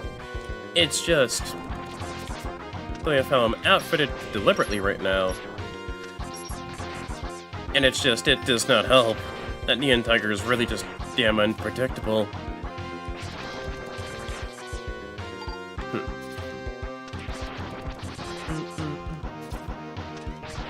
Feral Inferno. Oh, hello. Welcome to the chat, Feral Inferno. How's it going?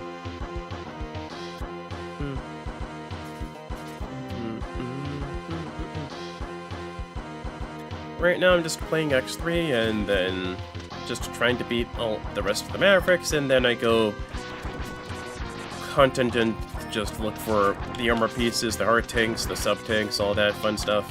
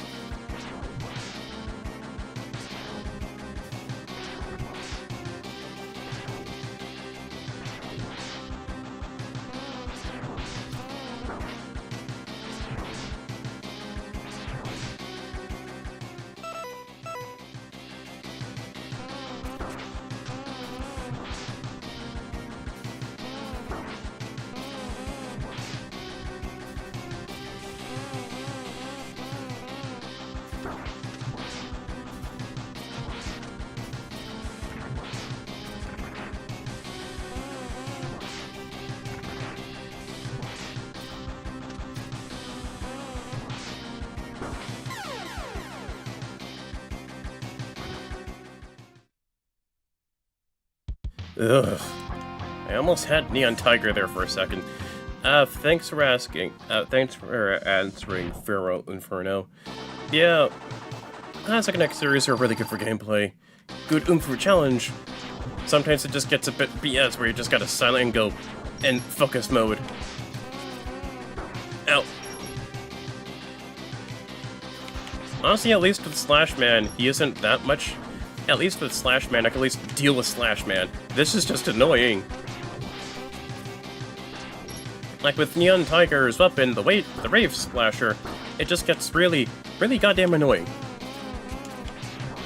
At least with the extra lives that I decided to at least get from Crush Crawfish's stage, it helps out with this, instead of just the standard 3 lives and then you're done. At least it's 5 lives and then I'm potentially just done and dealt with. At least I have 2 lives left, so it just helps me out immensely.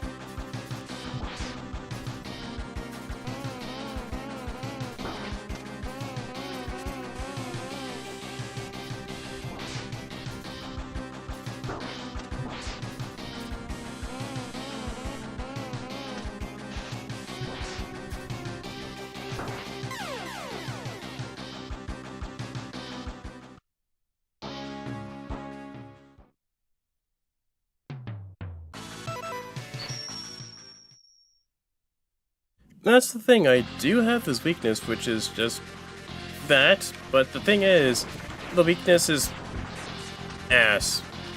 Like, you have to at least aim it backwards from where Neon Tiger is, and then hope that it actually hits, because of how it moves.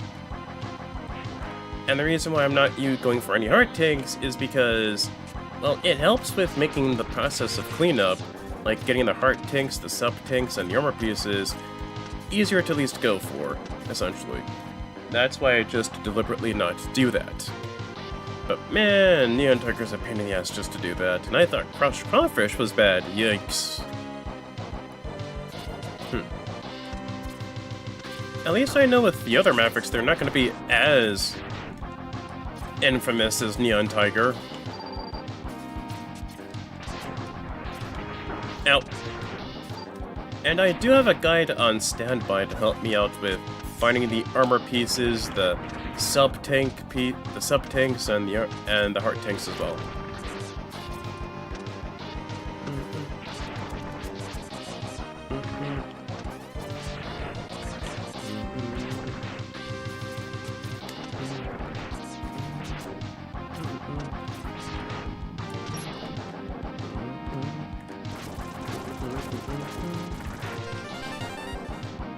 Okay, 5 lives. Let's just try again with Neon Tiger and I don't get hit too much within the stage. Because I believe Blast Hornet and Gravity Beetle aren't too bad without the armor pieces.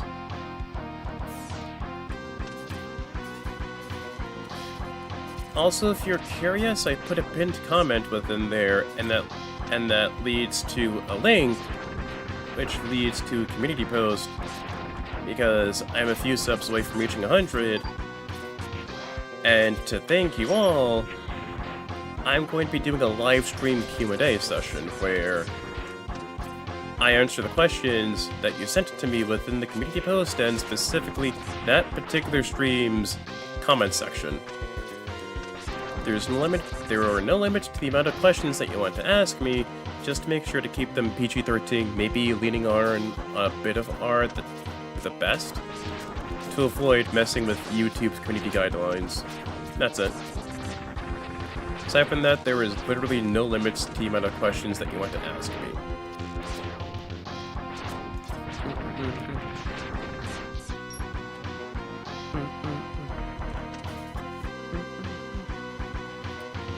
But yeah, Neon Tiger really is a tough ass fight. Seriously, I really thought, like, when I started the stream, I thought I had Neon Tiger's weakness. No, I actually had the weakness for Crush Crawfish. And Crush Crawfish as a whole can be challenging because of his big meaty claws. Yeah, Q&As are fun, yeah, they can be fun. And aside from it being a live stream Q&A, I'll also be having a nice, neat little surprise that'll remain hidden. I just need to work on said surprise to add in for the Q&A session. So I do look forward to seeing your questions both within the community post comment section and with the live stream itself for Feral Inferno.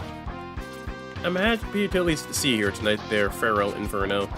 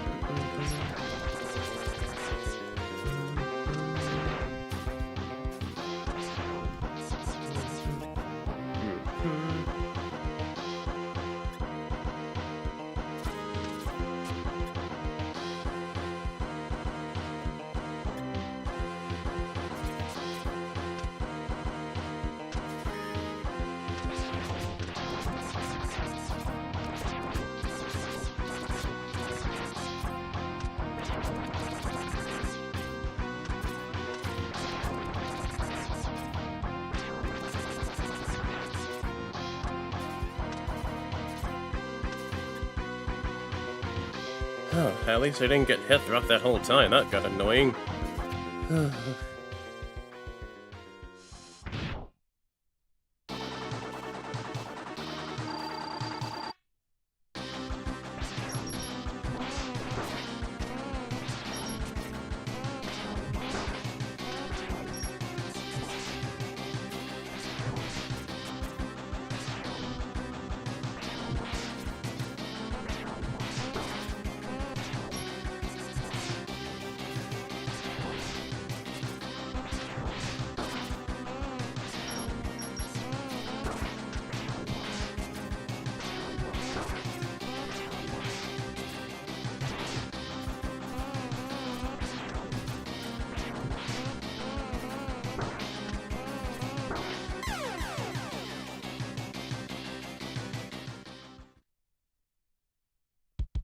Yeah, Feral Inferno. Feral Inferno. Yeah, like a feral cat.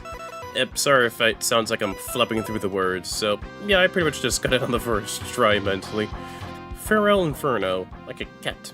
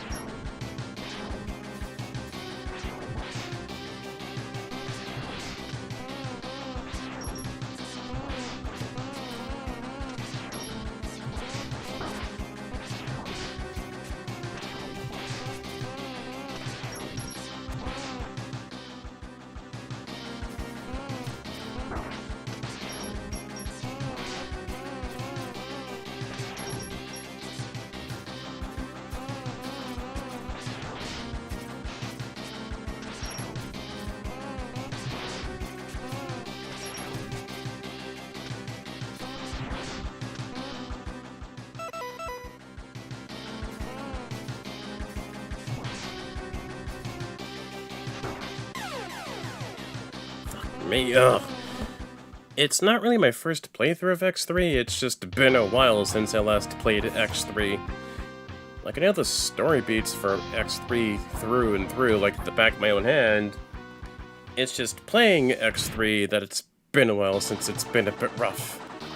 Like, dealing with the other Mavericks haven't been too bad, it's just dealing with the likes of Crush Crawfish and Neon Tiger that get to be particularly nasty.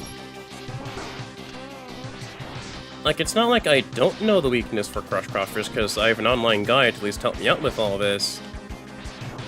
It's just more the aspect of, well, Neon Tiger let me damage him, or do I have to deal or hope to pray that the random spurts that he has with his main weapon don't hit me too much, that I can at least survive long enough to hit him with?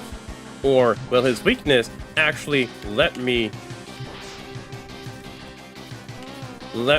damage him? Or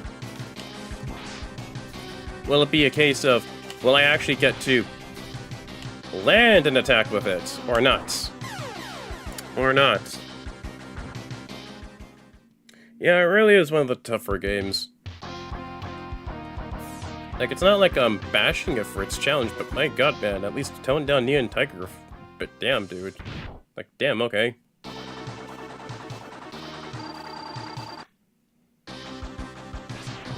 There we go.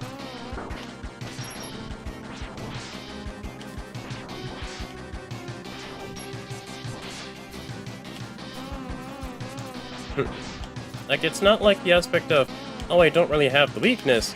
Will I have enough weapon energy to take down Neon Tiger?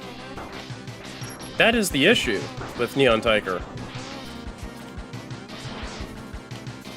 Because at the very least with the extra lives, it does help me out a little bit, and takes a little bit less pressure on me, but damn, okay, let me at least attack you once there, Neon Tiger. Like, thank you, Neon Tiger, I greatly appreciate the lack of times to attack you. But with the random RNG of either your Ray Splasher, or just outright you just jumping down to slash. Yeah, I greatly appreciate that one, Neon Tiger. Appreciate that. God damn it! That was me. Damn it.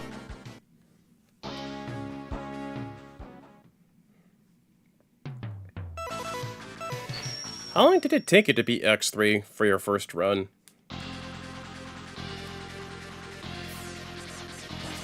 Because I know the final fight is one of the worst in the series, in my honest opinion. Like, it's not that it's badly... I mean, you know, I'll go over my thoughts on that when I beat X3. Because I remember that vividly when I first played in high school.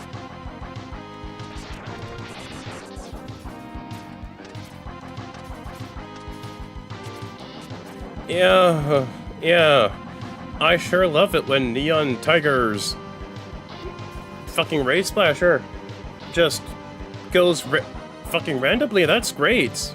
I love it, and I love it when he just randomly decides to, yeah, I'm just gonna just jump down and then just... Yeah, I'm just gonna jump down randomly with no indication that I will jump down and then just attack. I love that. I love that about Neon fucking Tiger. That's great. Like, everything else about Neon Tiger, I can get used to. It's just the whole chaotic of him jumping from wall to wall that I detest and hate. And also the damn Ray Splasher.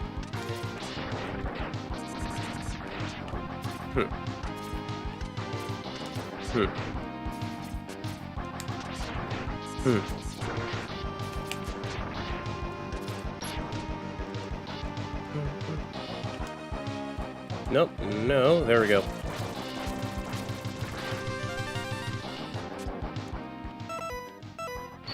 There we go.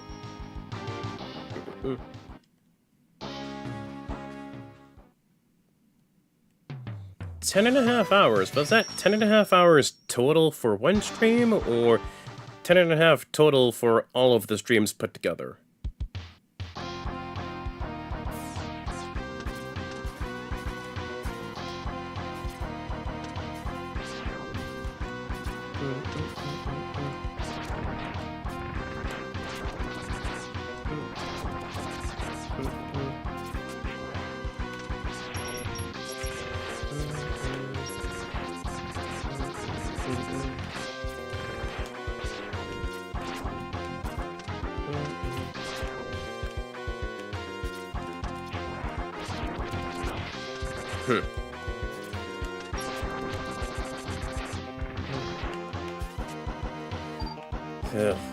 Seriously, the stage as a whole isn't bad. I like the challenge and I like the landscape.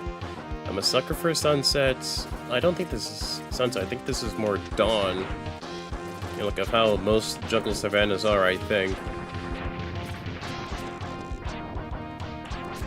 It's just Neon Tiger as a whole, I hate with a fucking passion. Like, holy hell. Seriously, and I thought Crush Cockroach was bad with the big meaty claws, and then sending the platforms down just to beat you, just to pinch you with. Wait, 8 hours on the first stream? Wow, that beats my longest stream by like 3 hours. Like, just about 3 hours worth. Wow.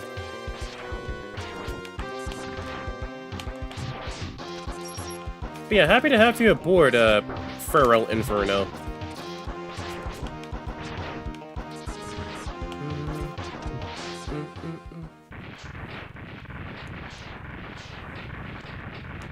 Out of curiosity, are you doing the X games in order, or is it just, oh, I play Mega Man X here, and then another game here, you know? Figured I'd just ask. Alright, 5 lives, so that helps me out with a lot less pressure. Ugh.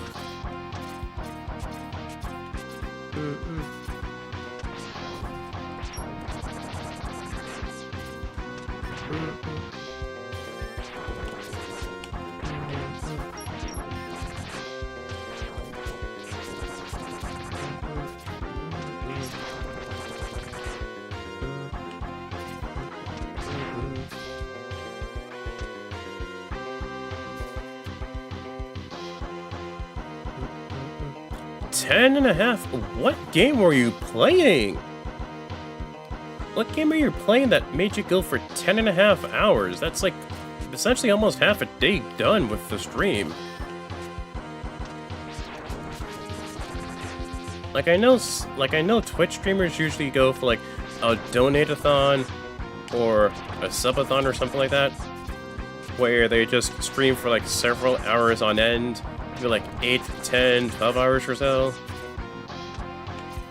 But you, Mike, what game were you playing? Playing them not only, but in order, but only in the month of June. Oh, well, you're talking about Mega Man X or Mega Man as a whole?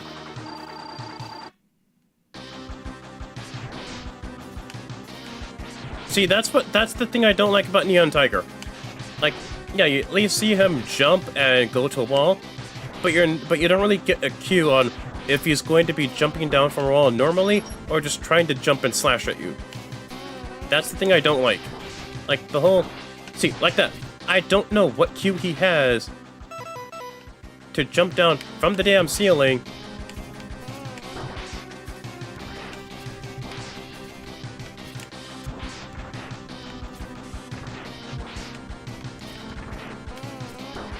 Like, I don't know what cue he has that indicates, hey, I'm going to jump down from the ceiling and try to slash at you. Fuck you, Neon Tiger, I hate you. Like, the only strategy I had is just at least a few buster shots and then the Spiral Blade, because the simple fact you only have limited ammo for that, and every time that you die, you don't really get a refill of that weapon, so yeah.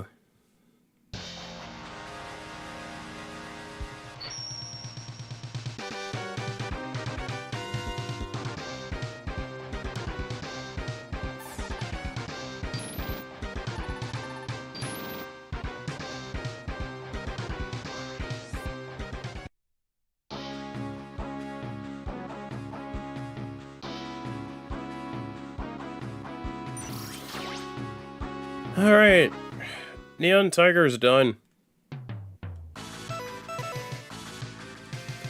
Neon Tiger's done. Now for Gravity Beetle. Let's see, grand finale of Breath of Fire 4. The boss took me over 2 hours, longest fight of my life. Wait.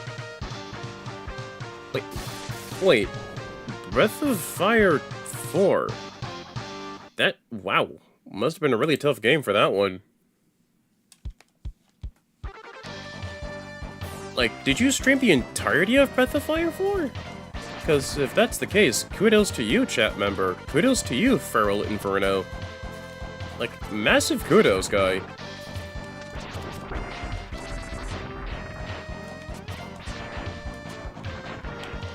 Ow. Ow.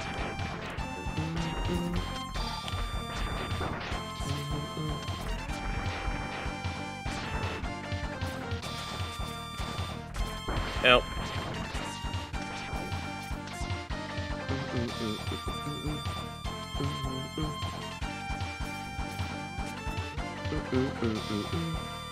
Oh yeah, GG, thank you, I greatly appreciate that. That really just took me a while just to get it done for Neon Tiger.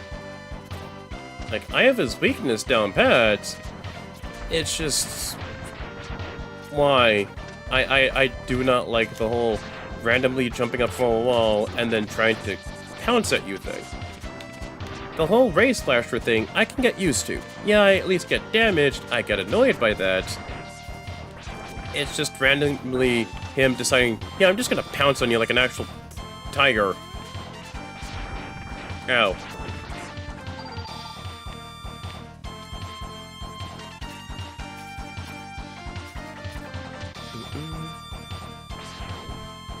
Let's see, play through all of Breath of Fire 4 throughout 7 streams. Oh, okay then. What did I think you were doing all of Breath of Fire 4 within one stream?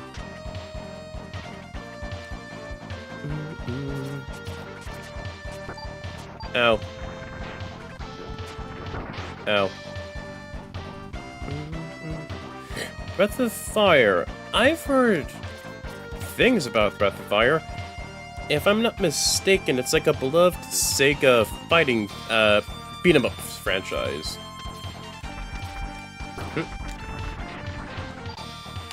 Oh boy. Like, there used to be Breath of Fire 1, and then 2, and then I think there was some bad PS2 gritty edgelord remake of that.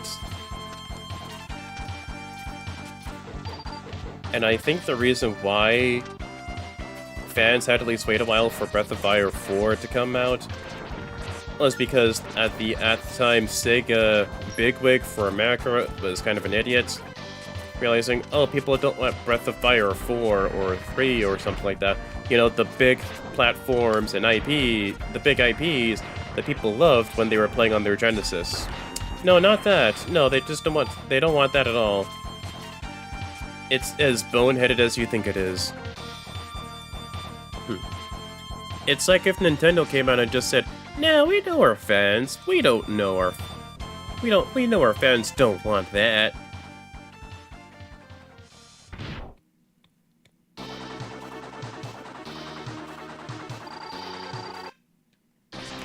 Oh, it's a Capcom RPG. Oh, wow, I missed the ball on that one. Oops. Very sorry about that one. Yeah, okay, I know I was going to die with that one. I did not have that much hope. But at least I did damage on Gravity Beetle. My god, man, I hate you, Neon Tiger. I hate you. Okay, I'm thinking... Okay, my mistake. My mistake with that one, Inferno. Because I was flat out thinking of another series of games. I don't know why I outright thought, oh, it's another... I thought it was just a neglected Sega title. But that was my bad.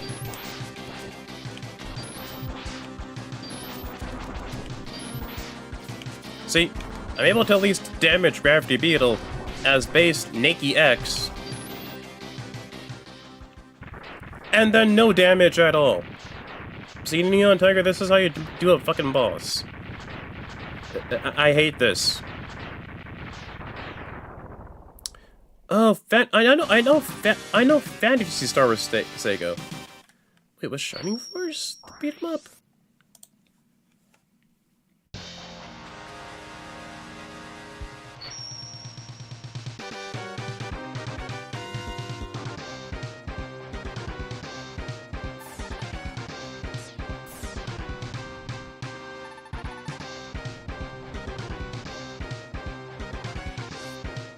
Streets of Rage. Streets of Rage. That's the one I'm thinking of. Streets of Rage. That was the Sega one. I know Phantasy Star was the Sega one. And I know Phantasy Star had an entry on the GameCube that actually had online. I'm not kidding.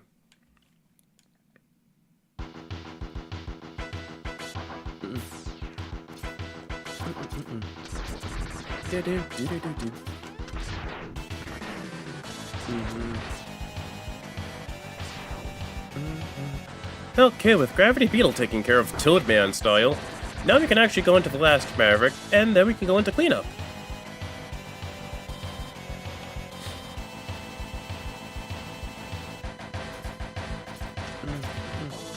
Yeah, Streets of Rage was a beat 'em up. Yeah, I knew it was a beat 'em up. I just got it mixed up with another franchise.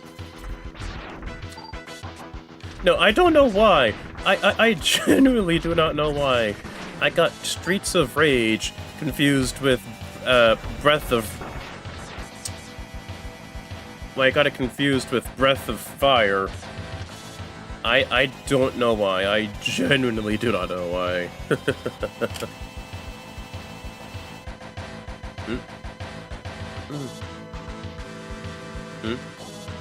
Oh, hey.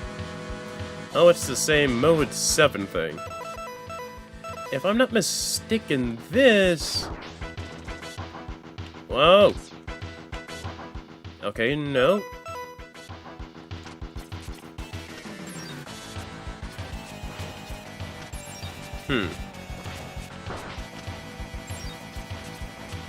Yeah, Streets of Rage, that's the one I'm thinking about.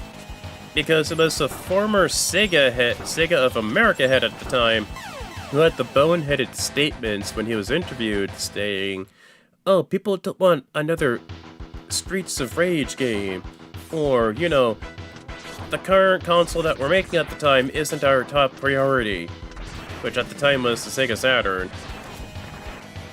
And then that was just awful. That was just boneheaded. Statements like that is why you do not make consoles anymore, you're just strictly third party. Yeah, I have a few bones to pick about the whole how they did the soundtrack thing for X3, but I will at least say Blast Hornet is good. Blast Hornet is a good one.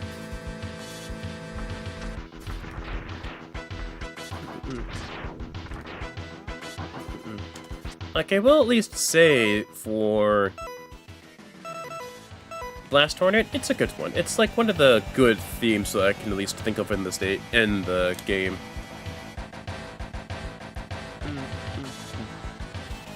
And for our troubles, we get the Gravity Well from Beetle.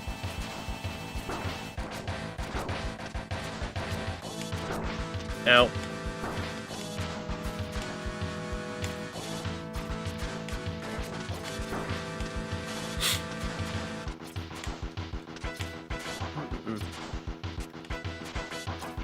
Oh yeah, mismanagement was the name of the game for that one. Ugh.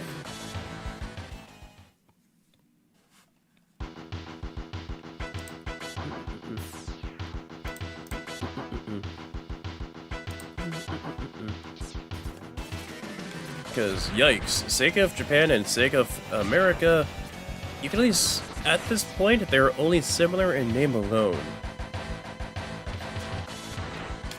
Because if I'm not mistaken, Sega of America were the ones responsible for, I think it was like Sonic CD? While Sega of Japan was dealing with making Sonic 2 for a Sonic sequel. And they both had different philosophies of gaming as a whole. Which, ugh.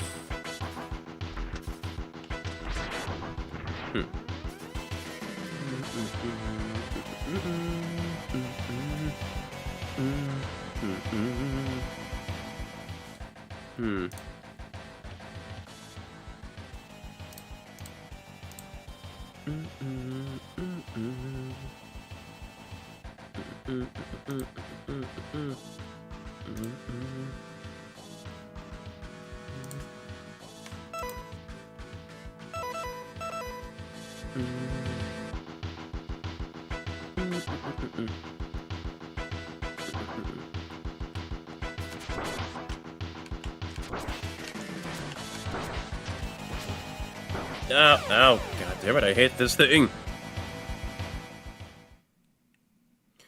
At least I have several lives, which are just being whittled down because this Shuriken mini-boss.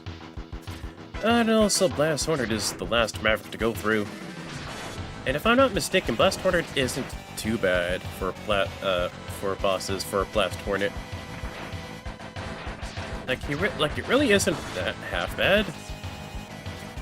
Like, I get the challenge, I understand that. That's why I like playing Mega Man games. But it's like, wow, okay, sure, when am I going to attack? Never? No, okay, that's fun, that's great. Thank you, game.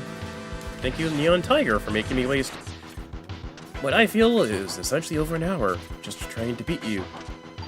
Thank you, Neon Tiger, for wasting my time. That's great.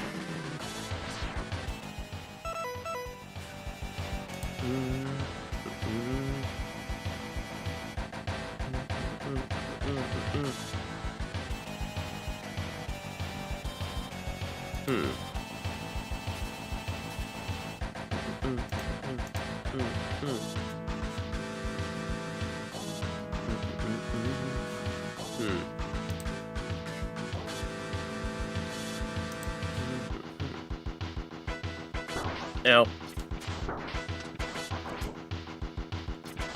Ow.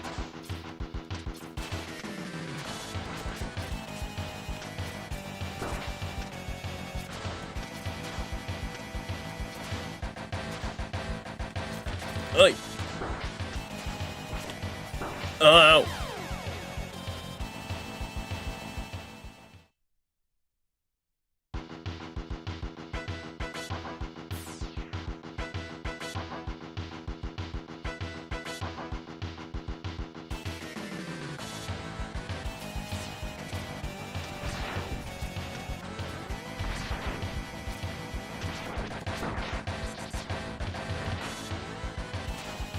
Huh, you still have spiralgraphing drawing back in the day. Yeah, I've never heard of anyone actually draw spiralgraphs back in the day.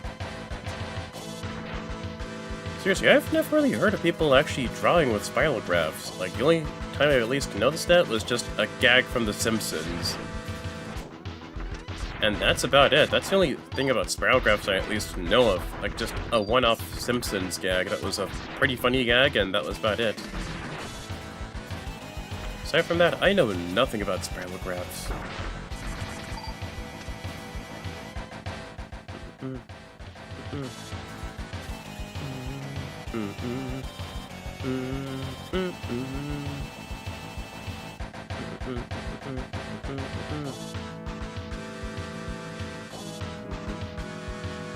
Okay. Ow.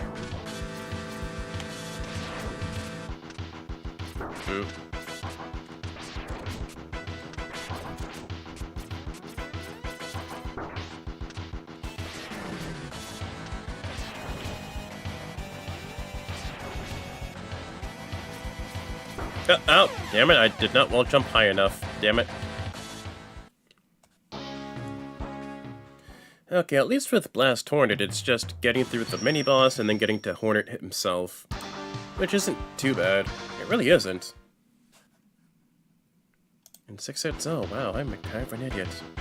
For that one.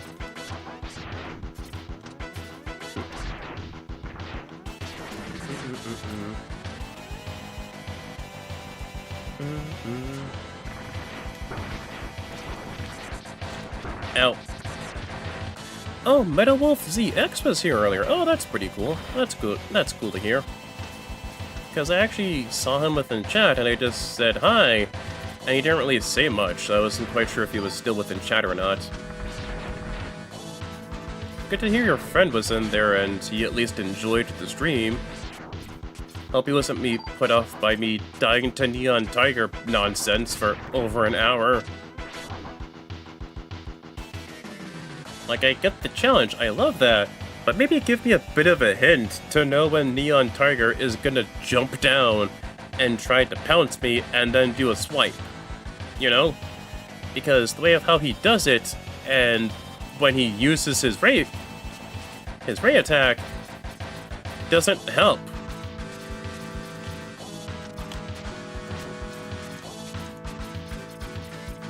Ow.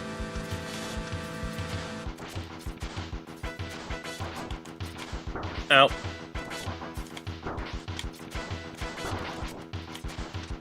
Ah, damn it, I gotta stop being reckless.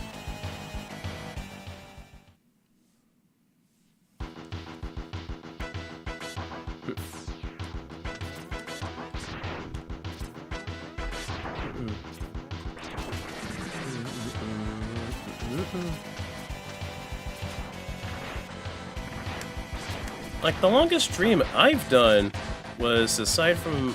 Oh, the two longest streams I've ever done was a putt for Earthbound that I've gotten done last year because it was the game's... I think it was the 20th anniversary or the 30th anniversary for Earthbound coming and being made.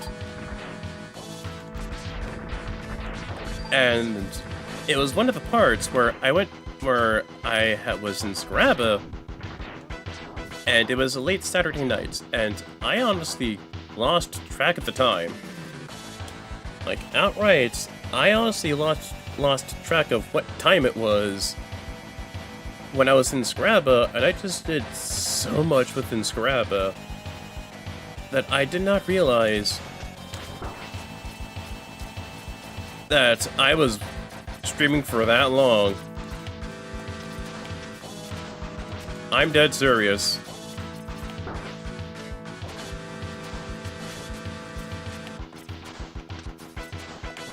Ow.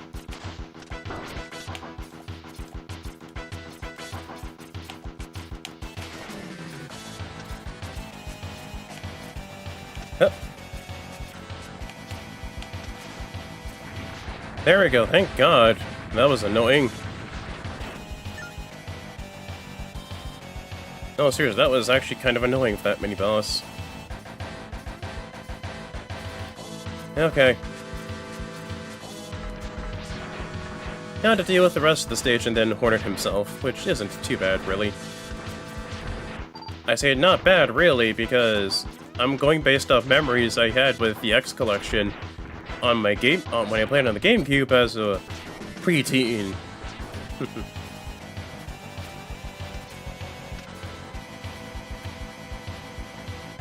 That's when you know how... Yeah, I guess. Yeah, I guess so. I can't really fault it for that. I can't.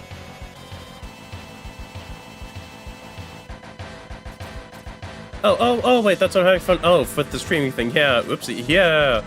I generally did not know I was streaming for 5 hours for Earthbound. And the other longest stream I had was for one of my Smash and Chill streams for Twitch. Because I also stream on Twitch. 9131 Puns is the Twitch handle that I have. And I didn't realize I was streaming for that long. It was maybe like, what, 2 hours worth of Smash? Maybe like an hour, a couple hours or so for Smash? And then I just got lost in the sauce for it wasn't Rhythm Heaven, it was Stardew Valley. How long was the Earthbound stream? I can tell you this right about now, actually. Just give me a quick sec, because I can easily just say how long was the Earthbound stream. That Earthbound stream was part 10 of Earthbound, and I streamed for 5 hours, 32 minutes, and 53 seconds, including the intro and the outro as well. So, if we're not including the intro and outro, basically, I just streamed for over 5 hours for Earthbound. Because outright, I was just having a lot of fun, as you were saying, and I did not realize I was losing track of the time, and I realized, oh, shit, I need to go to sleep. You stream on 7 hours average? Really now? I would say I envy you, but I'm more surprised that you don't suffer from the lack of sleep. Almost 6 hours? Yeah, thank you. I greatly appreciate the compliment. I appreciate that. Although, hell, I'm surprised that you were able to outright just go with some Earth... with streaming on what's essentially just 7 hours on average. Like, are always... like, do you stream always for 7 hours almost? Yeah, because if it's for the standard RPG, I can understand that, because RPGs are meaty. Like, they're big, meaty, beefy boys. Because essentially you just have to go through side quests, the main thing, grinding it out, sub-bosses, mini-bosses, optimal armor, and what have you. Yeah. Yeah, it's just... yeah, sleep is that little thing that we have to go for.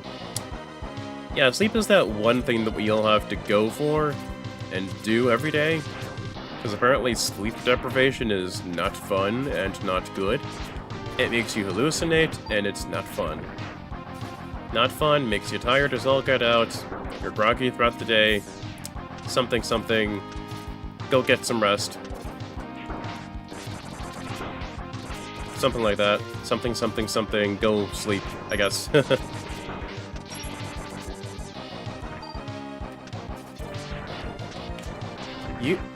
Usual stream is 7 hours each, but only twice a week. Wow. So I take you stream RPGs? Or maybe just a diverse array of games to be streaming for that long, for twice a week.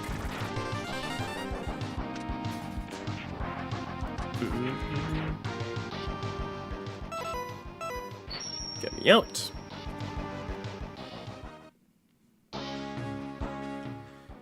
Alright, now to Blast Hornet, and then we can do cleanup.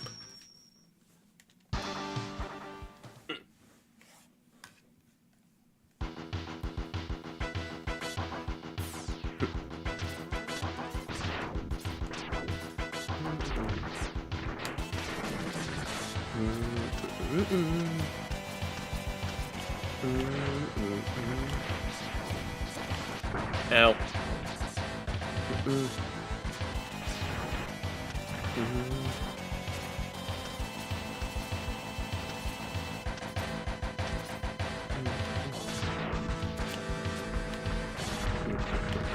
You play most games? Oh, okay then.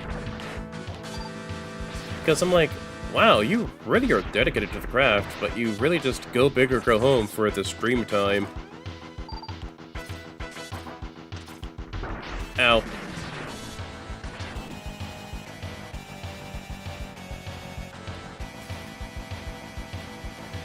But yeah, you do like a good meaty RPG. Yeah, I can understand. I can get behind that.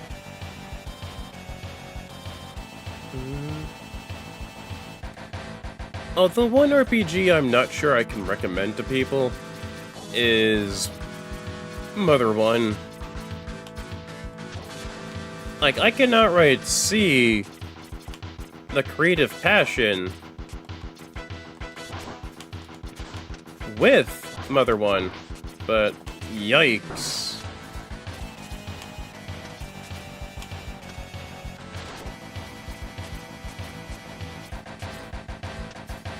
Like, fucking yikes, holy shit.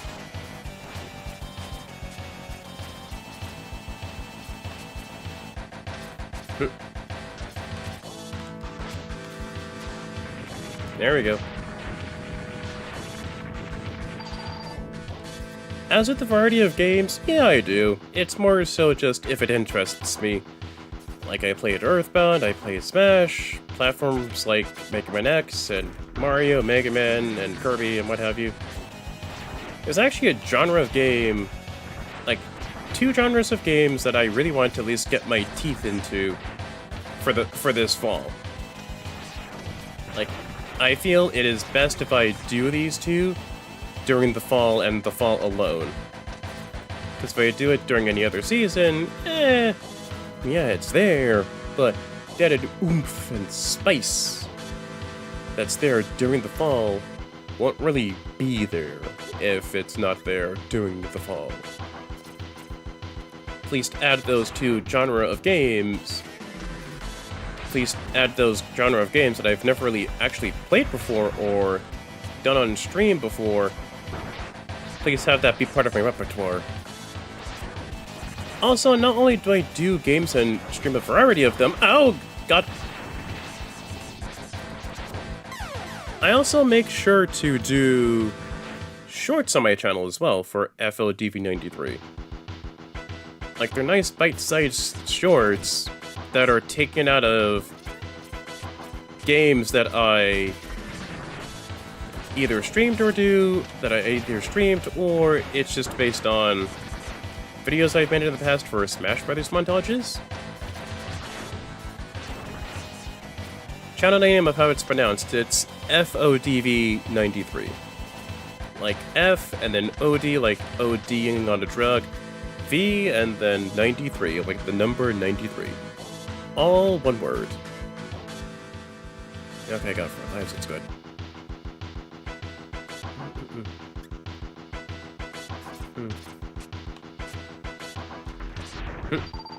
Thank you, game. I can at least have me some health to work with here. Thank you.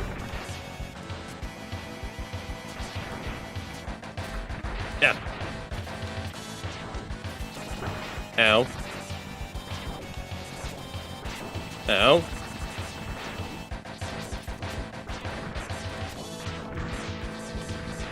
See? There we go. Thank God, I can at least get... Does last bit for Blast Hornet? Damn, okay. That helps.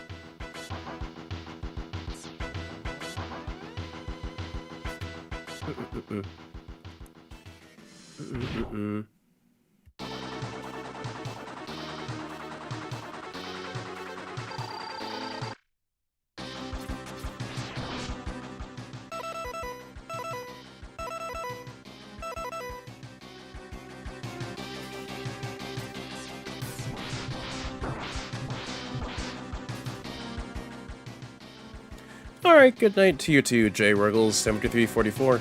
Best of hope in life. And also have a good night's rest. You gotta prioritize sleep, you can't really be playing with that noise.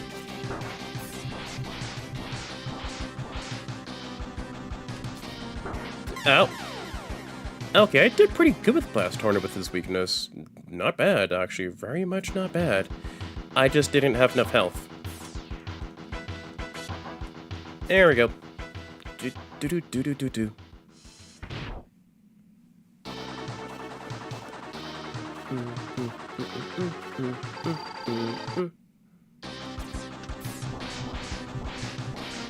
Nice, very, very nice.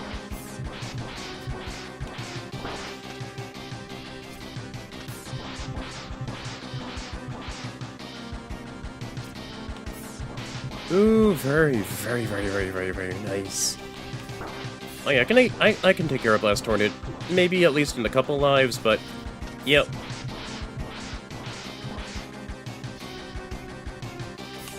Well, oh boy, almost got stung. Finally, there we go.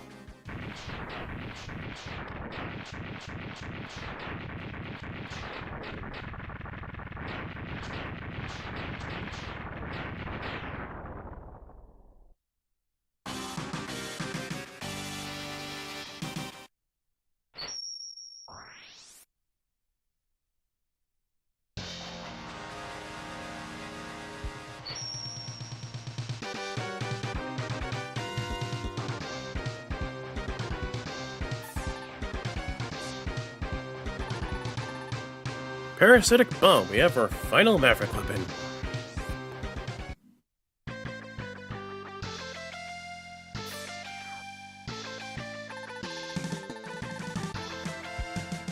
Any problems, Dr. Kane?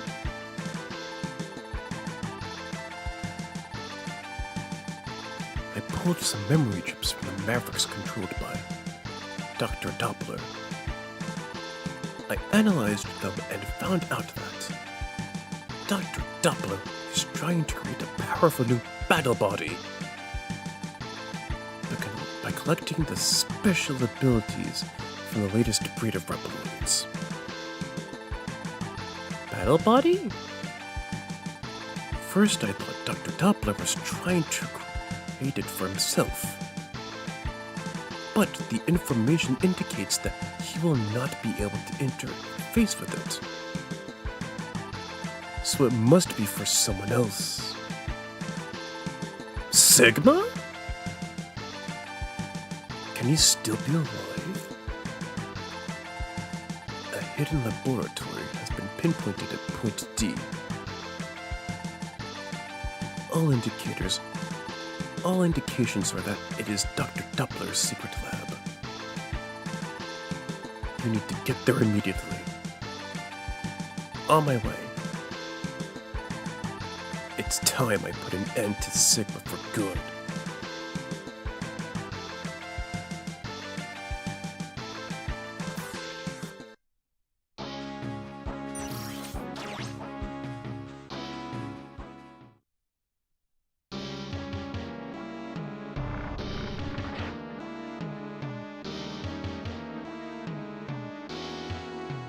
Now you might be thinking, oh, let's go to Dr. Doppler. No.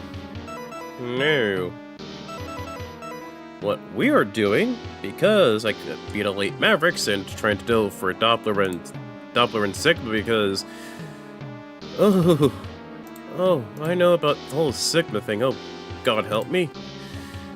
I know about this whole thing to a T in regards to all that. No. Trying to tackle Doppler and Sigma without any hard tanks or sub-tanks or the armor pieces is flat-out suicide. So, right now, since Elite Mavericks have been beaten, we will be tackling on the cleanup process. What's cleanup, you say? Cleanup is essentially something I started with an X2. It's essentially when I do the process of getting all of the hard tanks, sub-tanks, and the armor piece, and the armor parts all within one stream, so that way when I make the inevitable best of for Mega Man X3, I can make a little section within the video that details where and how to get each detailed bit of armor essentially for X to tackle and to use on his own.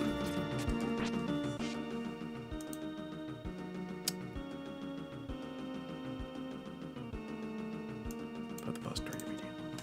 Okay. Within Blizzard Buffalo stage, we'll be trying to at least get the sub-tank and anything else in between. Hold on. Let's see. Sub-tank.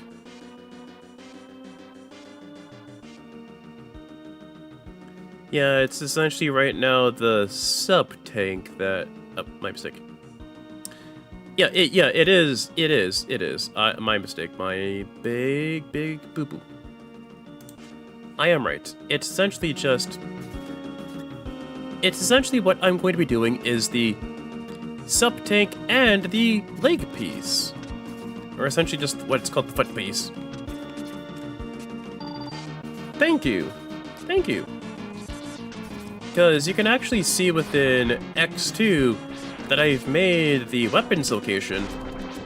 And also, essentially what's for Mega Man X1, X1 and X2, I've essentially just put within, either it's a short or in the video itself, I've essentially just made the weapons showcase where I show off what each weapon is within X1, charged and regular. Buster shots, boss weapons, you name it, basically. And so for Blizzard Buffalo stage, this I remember by heart. It's the heart tank, it's the leg piece, and the sub-tank, essentially.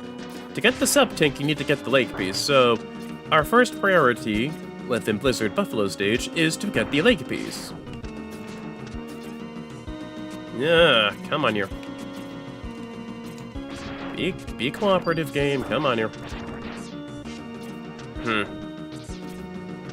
Oh boy, ow!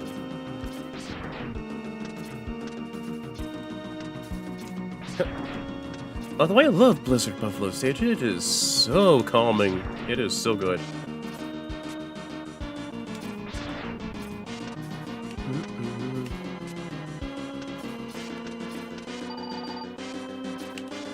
Ow.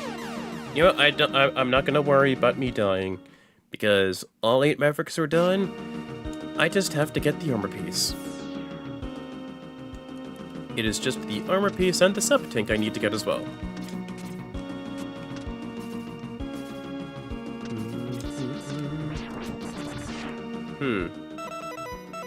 Also, I can be wasteful with the Maverick weapons to look and see which Maverick weapon I like or dislike the most outside of Maverick fights.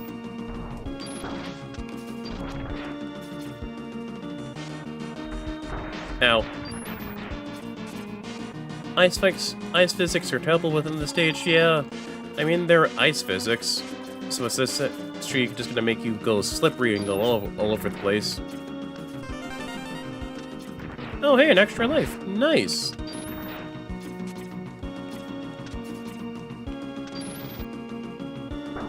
Ow.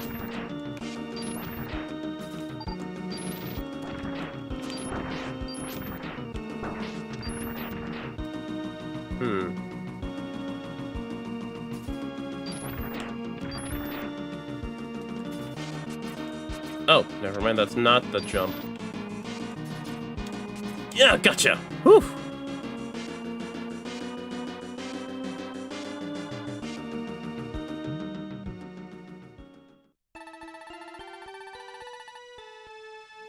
Enter this Capsule X. Take this leg upgrade. The upgrade will enhance your mobility in the air. You'll be able to dash left, right, or even straight up into the air.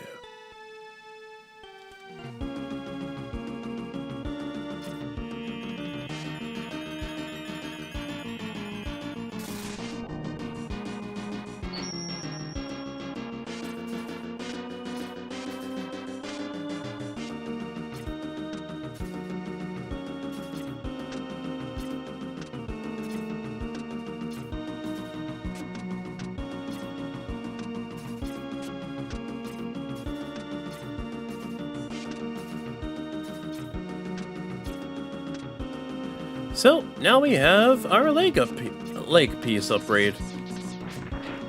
So, now with that, we can actually get the sub-tank. That I know that's a definite thing I know about the entirety of the game, besides the Sigma fights and Dr. Doppler as a whole. It's the leg piece. That's what we need to get. Get the leg piece first, then you can actually get the sub-tank piece. Everything else, guide. I have no shame with me saying I just need help with the guide to help me out with getting the tank pieces, the tanks and what have you. So, yeah. Ow.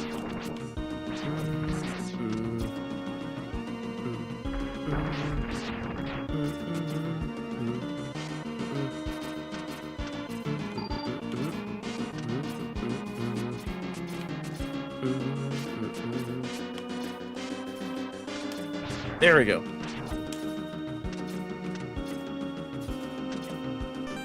Gotcha. Are you going for the gold armor? Shh. Yes. Yes, I am. Okay, sub-tanks. For those that are watching the stream live or now, or later, sub-tanks, when you get a full batch of health, they will refill. It'll automatically refill your sub-tank. So if you're low on health, the sub-tank will always be there to help you replenish health. But within the game, you can only have like 4 sub-tanks at a time for X1 to 4, X1 to 3 essentially. 4 and onwards, they have their own separate amount of sub-tanks.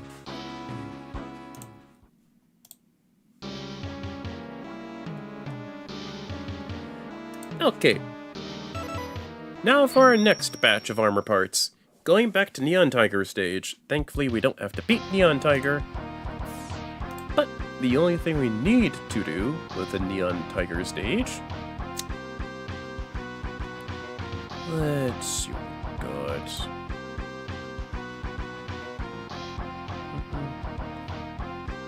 The only thing we need to do now is just to get the arm piece.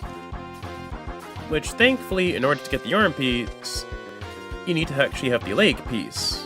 The foot piece, and also... so we're within Neon Tiger stage, and the only way to get the arm piece is to use the Tornado Fang and the foot parts. So that's essentially how it's going to be done. But thankfully, we already have the leg piece, so it's just a matter of getting to... So it's just a matter of getting the, like... we already have Tunnel Rhino's weapon, which is just the leg piece. Oh! We can actually get the sub-tank here, too. So, we can actually get the sub-tank and also the buster part as well, which helps. You can either use these Dragonfly platforms to help you get up to where it is, or just use the leg upgrade to get our second sub-tank. When it comes to trying to dash upwards, there is a bit of a delay. Like, see? You need to at least have X actually go through the full animation of trying to dash upwards.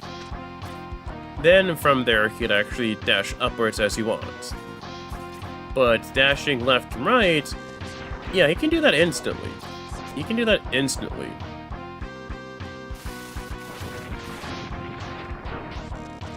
But the only issue with dashing upwards is that it just takes a while, so there's going to be a bit of startup lag. So right here,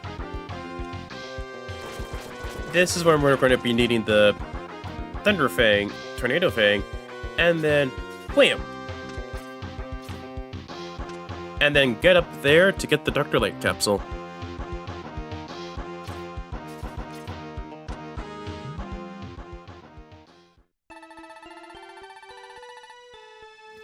Enter this capsule X.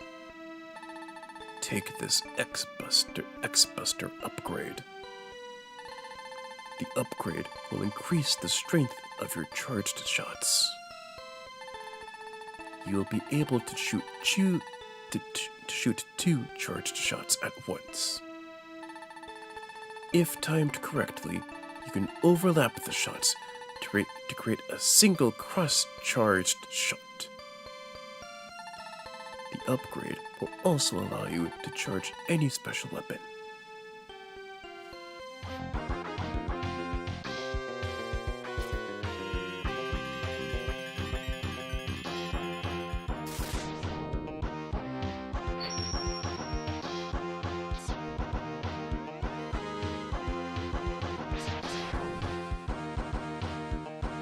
Congratulations! Now we're actually essentially just halfway through.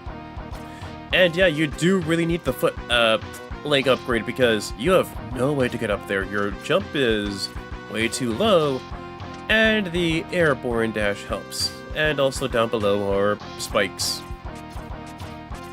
So, no, you can't really just try and get your way down there, Buster Brown. Not a chance in hell.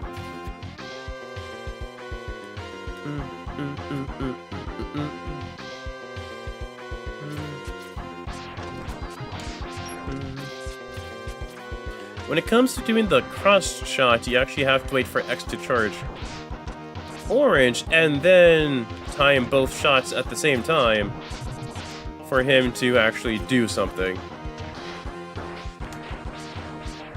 Ow.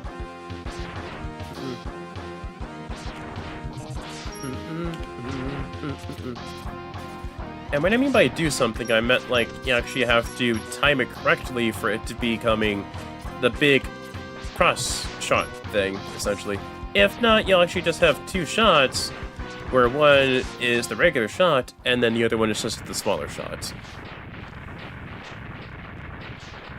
stuff like this for the weapons will be done within editing for the best of video, where I just simply just show off all the weapons within one full swoop.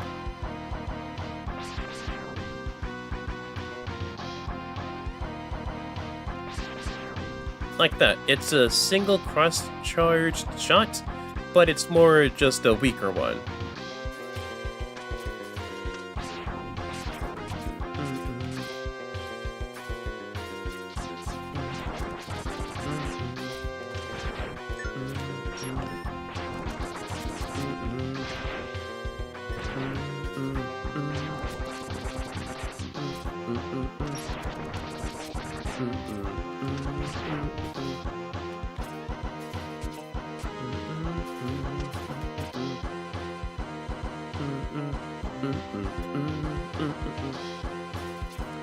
So this is why I mostly just do a cleanup part, essentially.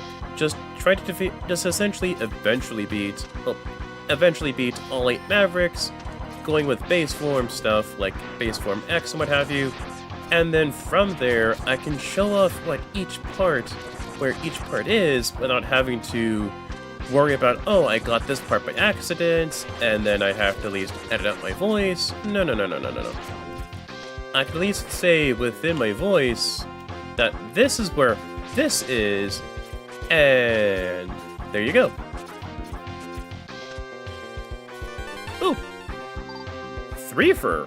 So with the Neon Tiger stage, you need to actually have the leg upgrade.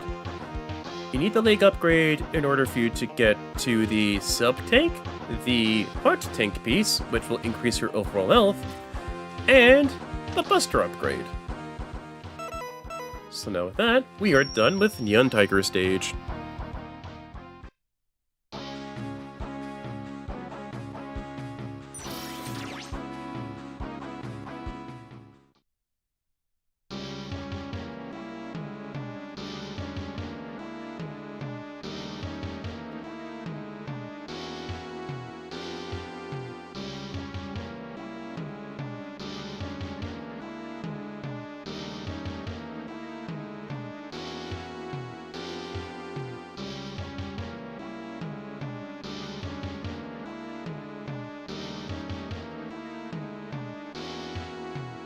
Okay, next up on the list, according to the guide, is Volt Catfish's stage.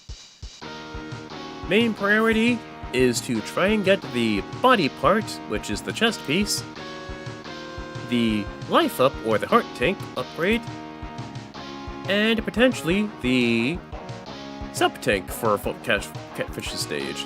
If not, we can always just go back and I can just go and get him again. Try and go and get him again.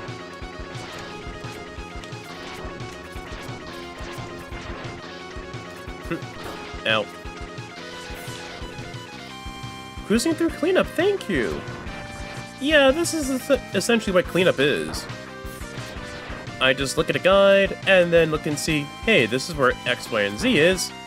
Pun intended. And then from there, I can actually look and see, hey, this is where X, Y, and Z is. I have all the Maverick weapons. Just go through, just get the body parts, and then the body parts, the sub-tanks, the heart tanks, everything else in between. And then from there, boom, we end the stream.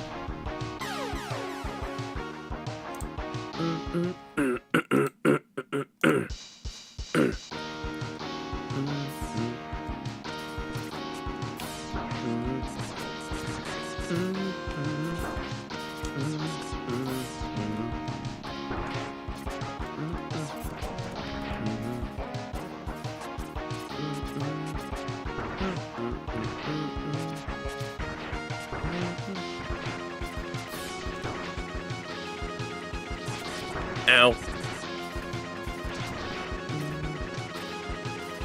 Dash upwards yet again. Ow.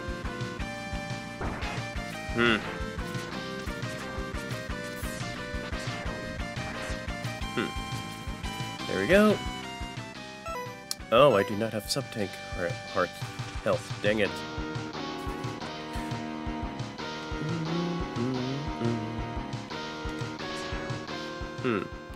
Wait a minute, with the sub-tank part.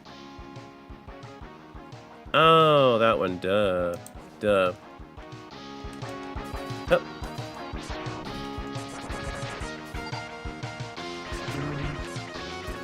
Ow.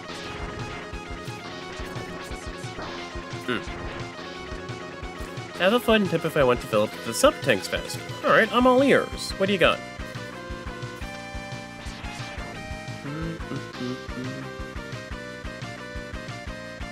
Like, I'm honestly all ears. If you got a tip for filling up the sub-tanks, I'm all ears, guy. Okay. You might be seeing this and thinking, what am I doing here on this? Well, you need the arm parts. You need the arm parts and also Gravity Beetle's weapon as well, which is the Gravity Well. If I can choose the weapon. You need to fully charge up the Gravity Well, and then from there... Oh, wait, hold on.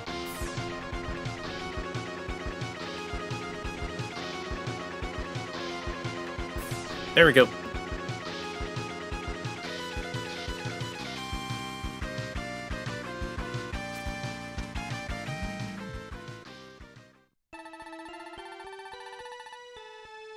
Enter this Capsule X. Take this armor upgrade. The upgrade will decrease the damage done to your systems. As you receive damage, a defense shield will be generated to protect you.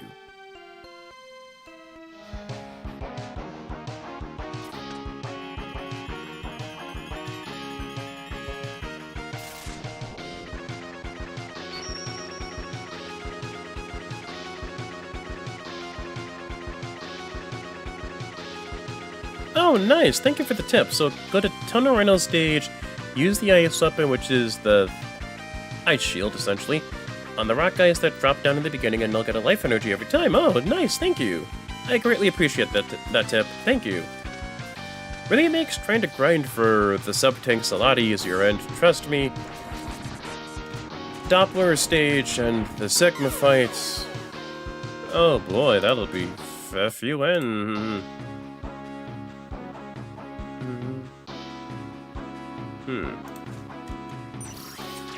Okay, we already got the 3/4 of the armor upgrades, so we can always just go back to Volt Catfish's stage to get the rest of it.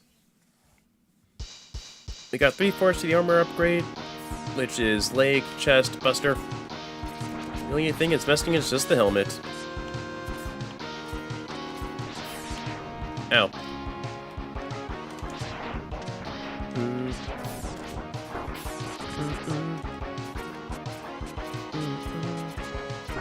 Ow. Ow.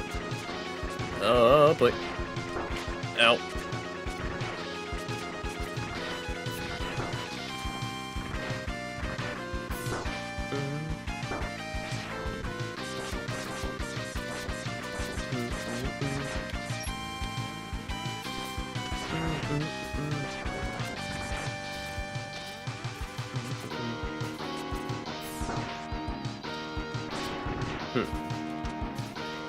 Oh, okay.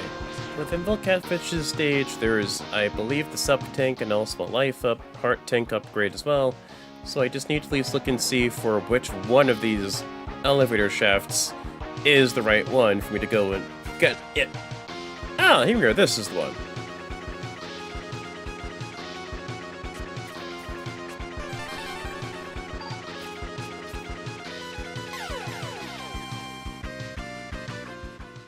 If you really want to start with getting the upgrades, everything else with the X3, go for the foot.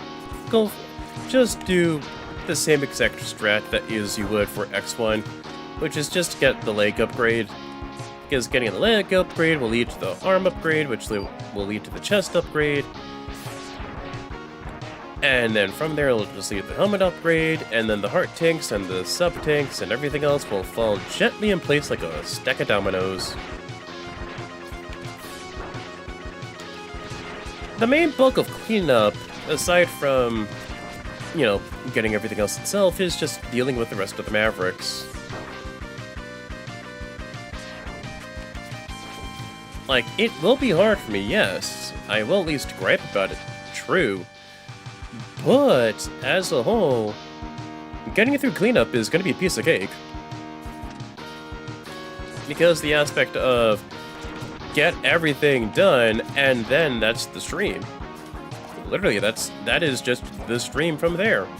As soon as everything is done and I'm fully upgraded, boom, that's the end of the stream, Feral Inferno, if you're curious.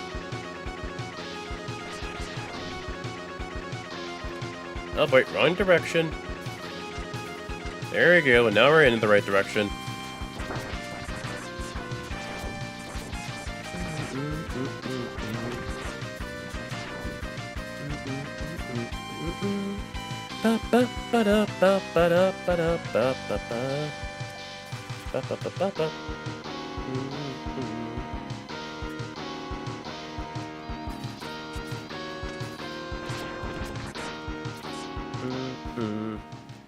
Let's see.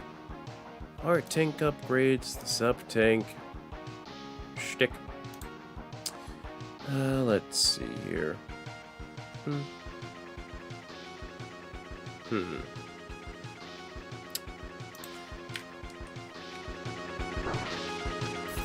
Okay, I cannot get the sub-tank piece yet. Can't do that. So we can always return back. That's fine by me.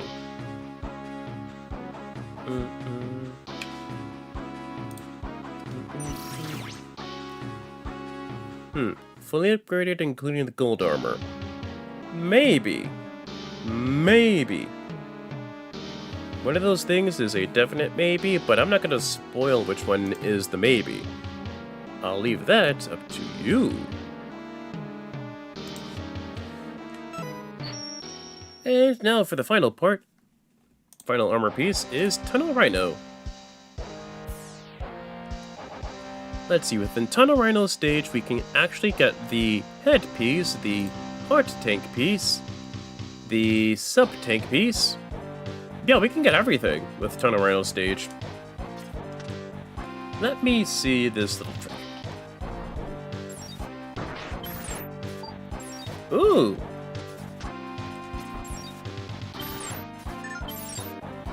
Okay. I see it. Yeah, thanks for the tip, Feral Inferno. I greatly appreciated that one. Like, I really do appreciate that, because it helps with grinding out the sub-tanks and filling them up, which makes them a lot quicker just to do.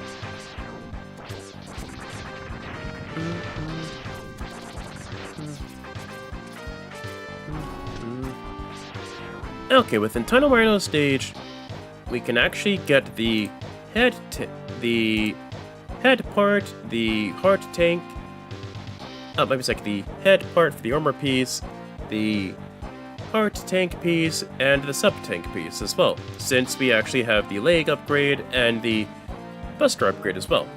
More importantly, the buster upgrade, because in order to break this rock, we actually need to use Volt Catfish's weapon and fully charge it.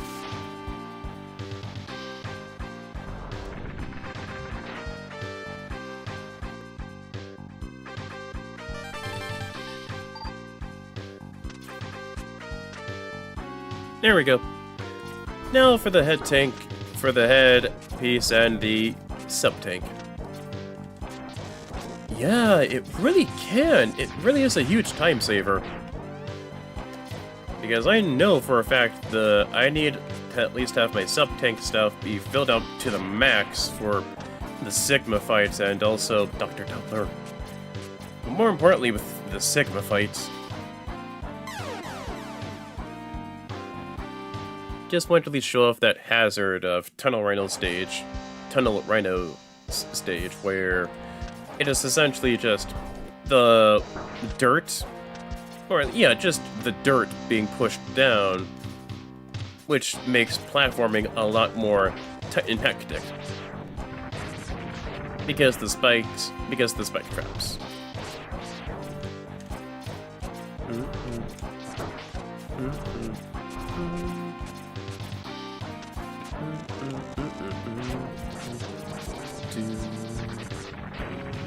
So you have to at least wait for it to come down, then you can make your jump across.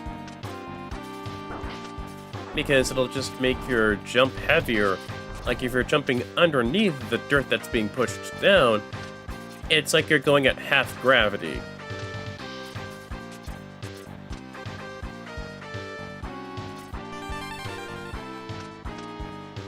Okay, we got the heart tank piece, and we also got the head, the sub-tank as well.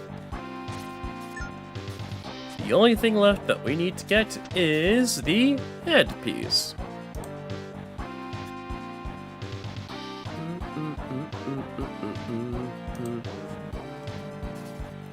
And thankfully, with the head tank piece, we just have to go basically around the pathway that leads by the end of the stage. Just as long as you don't beat the stage itself.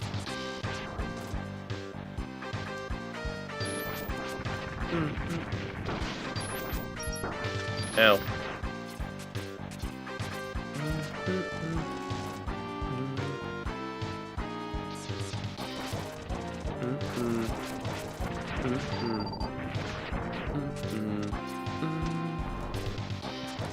You might be asking, how the hell, why is Volt Catfish's charged weapon the one that allows me to break those ropes for that rock?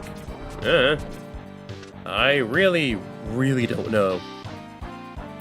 So like right here, just with the heart tank upgrade, just do the same thing again. Which is Volt Catfish's fully charged weapon with the armor pit with the buster upgrade and then punch to the ground. I don't know how it works.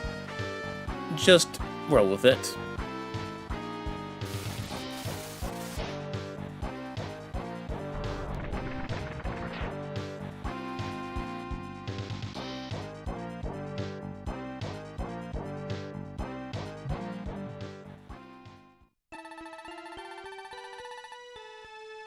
Enter this Capsule X. Take this sensor upgrade for your helmet. The upgrade will help you to find hidden items based on the satellite readings. You should be able to tell the exact location of items using its ground-penetrating radar.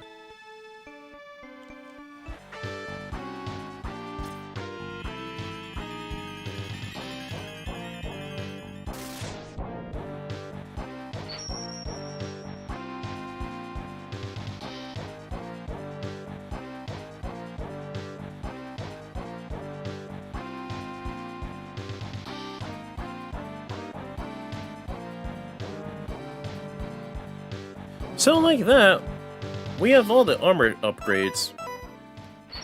And based on that map, there is nothing there because we got everything. So, what we need to do next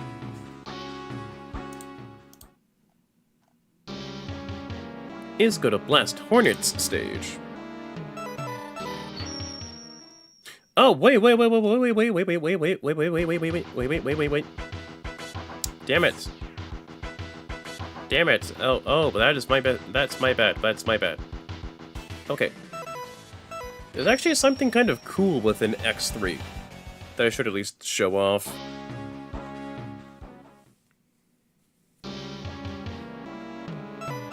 With Blast Hornet, there's the stuff that you don't have is hidden in red, or at least pink.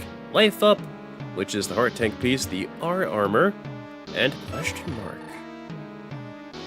And see, with the Volt Catfish, the only thing I need to get is the S tank, which is just the S tank, or just the sub tank essentially. S tank just stands for sub tank. Blizzard Buffalo, I need to get the heart tank piece, and then there's more stuff. Tunnel Rhino I'm done with. Neon Tiger I'm also done with. So it's just Toxic Seahorse, Gravity Beetle, Blizzard Buffalo, Crush Crawfish, Volt Catfish, and what we're going for now, Blast Hornet.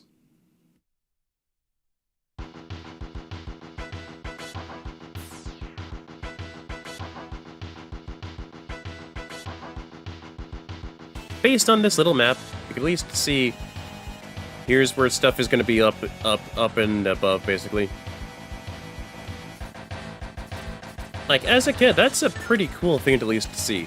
Here's a map of, well, a general map of where things will be within the stage. So within Blast Hornet stage, there should act...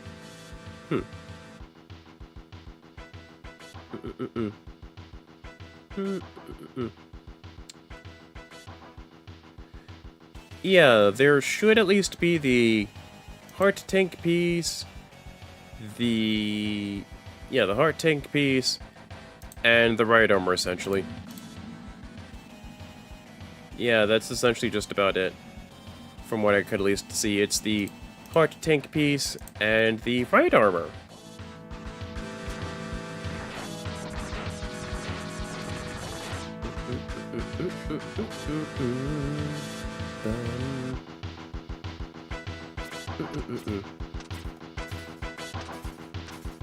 You know what's up here?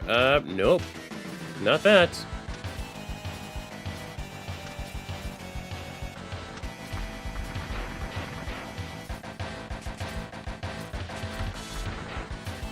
Nope, not there either. So we need to at least adventure within the stage a bit more just to at least get what we need.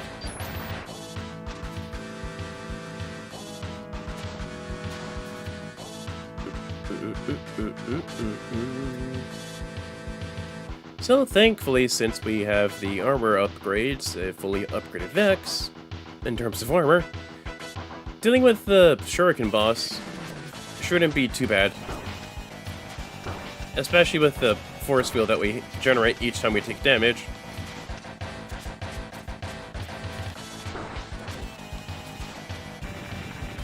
There we go.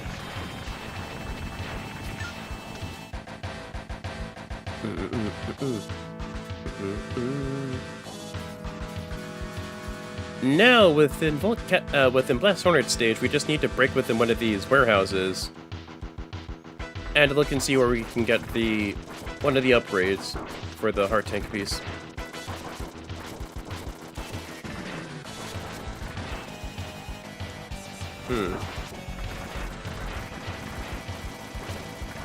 Let's see, not that. There we go, this little weak bit of it.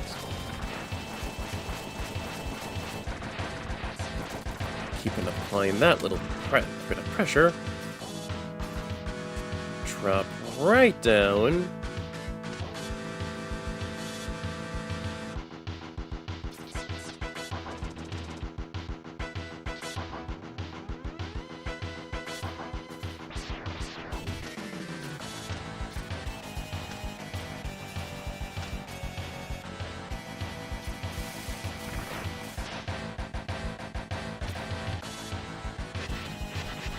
Now have our right armor.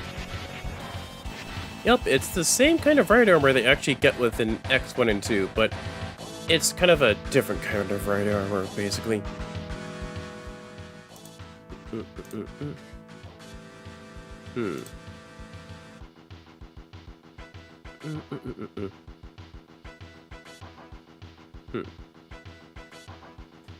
So it's essentially, with that right armor, it's called the right armor Chimera. So, essentially, we can always have that right armor on us handy, and those little pedestals are just to summon the right armor, basically. You can dash, you can jump, you can punch. Not be what the right armor is for. And that R doesn't really mean rock band, I think it just means right armor, basically.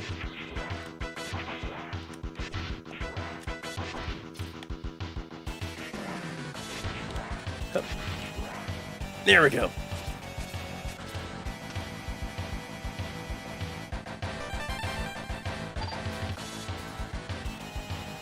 Let's see. Wait, can I do that? Yes, you can, basically. You don't really need the right armor to get up there, but it can actually help with getting a bit of extra height to get up there if you don't have it. So it's essentially just get the foot piece.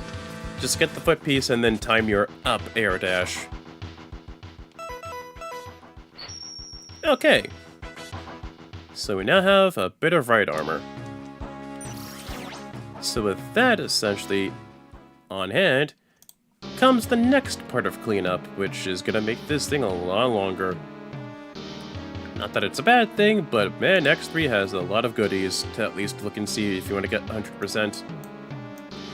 Okay, the next thing I want to at least try and get is the next bit of right armor.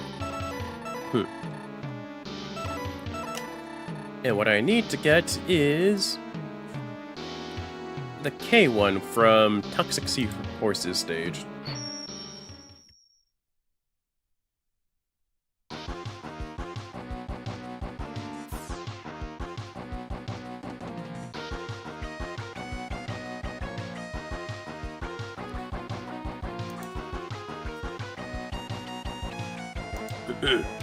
Yeah, within Toxic Seahorse's stage, there's the upgraded to the right armor that I had just talked about.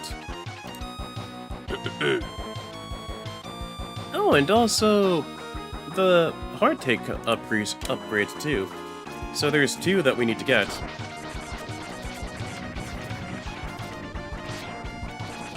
So there's essentially just two upgrades that we want to get, which is the heart tank piece, which increases our overall health, and also the next upgraded right armor, upgraded bit of right armor that we can get.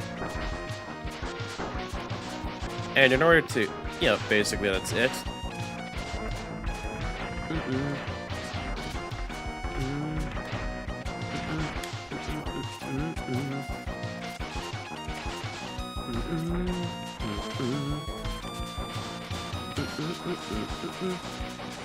Also, how's it going there, Feral Inferno?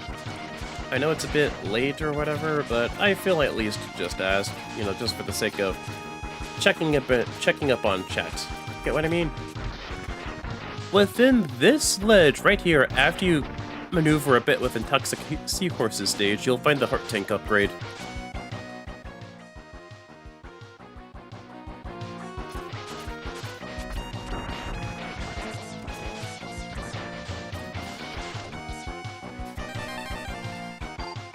There we go. Now we just need to venture out a bit more just to get to the upgraded right armor.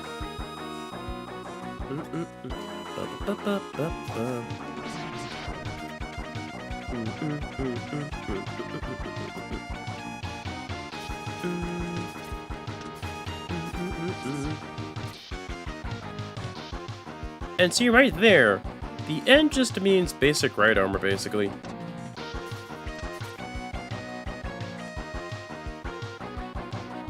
Oh, whoops. Go within that. And bam, there we go. You can summon the right armor anytime you want. But there's a bit of a catch with the right armor. Keeping me company while I do dishes on the laundry. Oh, I'm happy to hear about that. Happy to help with that.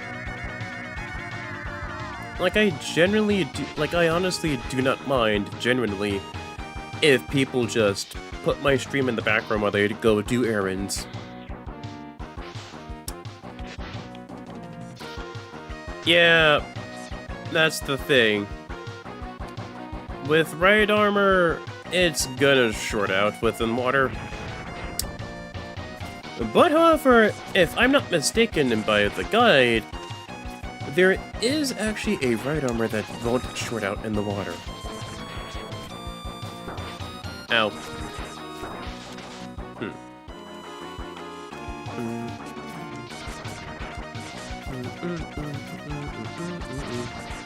I think it's this section where you do have to at least try to get rid of the tortoises, I think, in order to help you get to the bit of right armor that you need to get. Oh boy.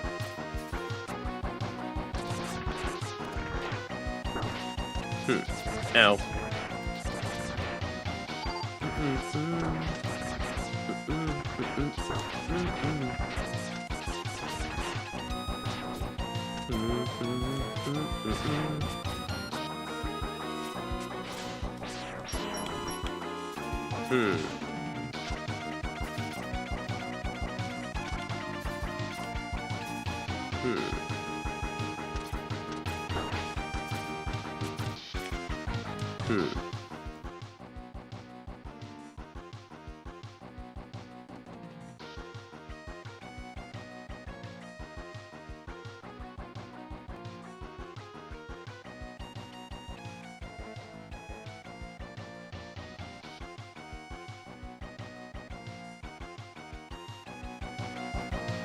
Let's see here. Maybe I could do something underwater. Going by what the guide says.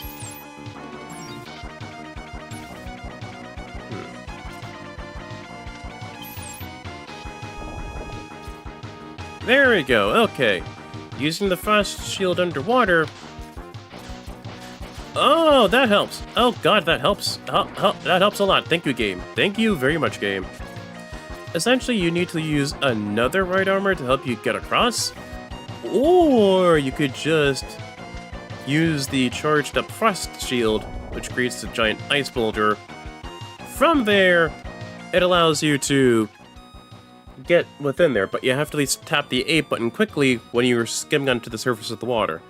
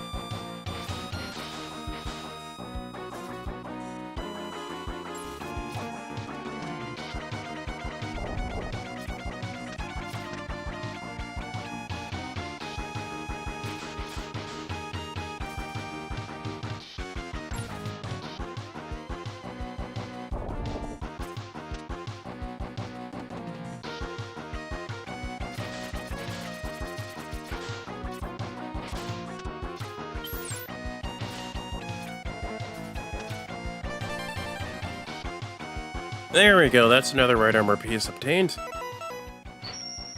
The K right armor. Let's see here. Next one is Crushed Crawfish.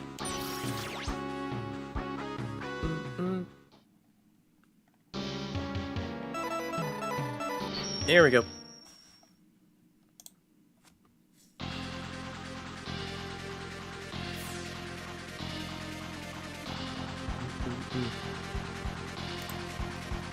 Alright, let's go.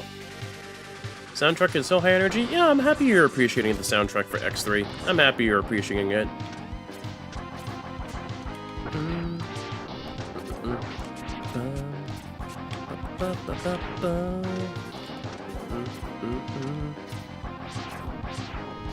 And right here, you could actually summon the right armors that you have, basically. Wait, hold on here. Near the right armor platform. Here we are. There we go. Okay, right here, use Catfish's charged weapon. Then from there, punch the ground again. Punch it.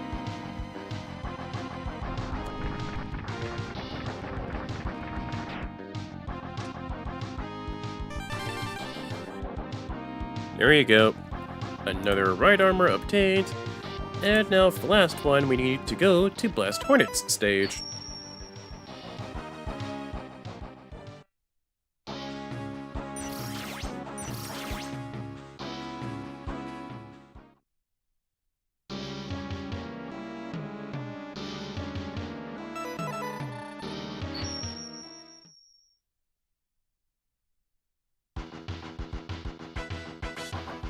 So now back at it again with Blast Hornet stage, and we need to at least go get the other right. Oh, whoopsie. Oopsie. It's not Blast Hornet. I am so sorry. It's not Blast Hornet. It's Gravity Beetle. It's Gravity Beetle. My mistake. So sorry about that. Very sorry. There we go.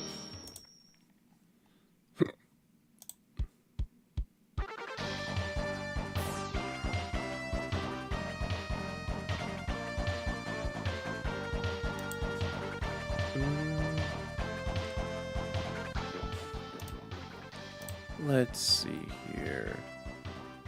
No, that's full of catfish.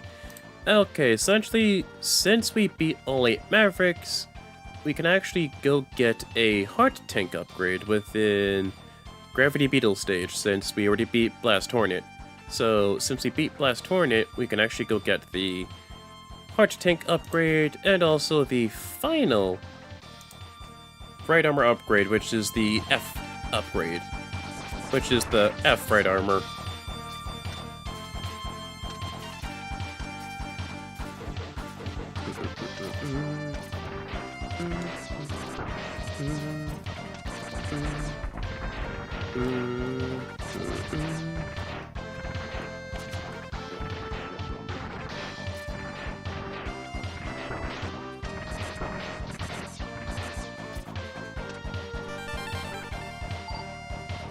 So now we have that. Now it's time to go and get the final right armor upgrade, which is the F right armor. If I'm not mistaken, this is the only right armor that can actually survive being underwater.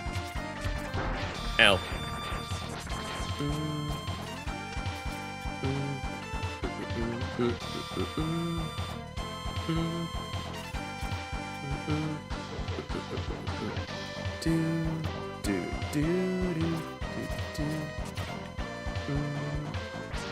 Here we are, right up here. And what do you need to get this? Simple, the leg upgrade. Leg upgrade. Honestly, the easiest way for you to at least get the leg up, to upgrade up with an X3 is just to do the same thing as you would with an X1, which is just get the leg upgrade first, then all the buster upgrades and heart tanks will follow.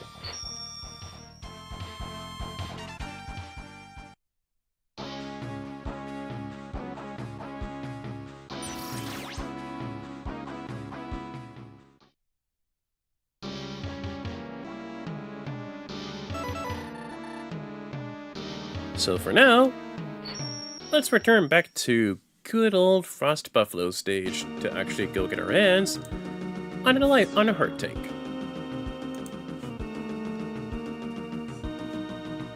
Shouldn't be too hard to get. You can either get this with the right armor or with the Tornado Fang. Either or will help with breaking down the ice. Such as this.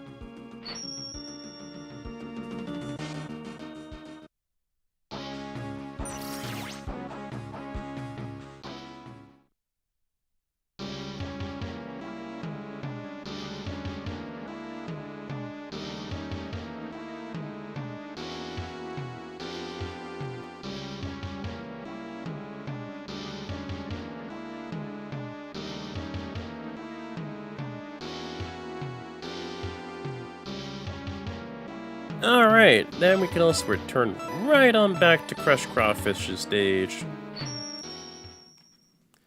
least get a heart tank upgrade. And yeah, that's essentially about it.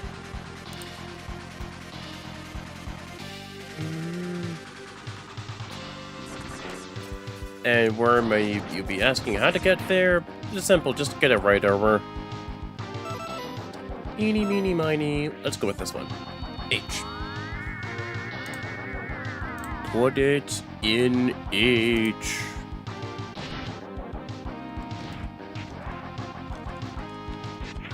Looks to me the H armor upgrade can actually just hover and then just shoot missiles. What I do like is that each right armor does actually have its own specific set of upgrades, which is nice.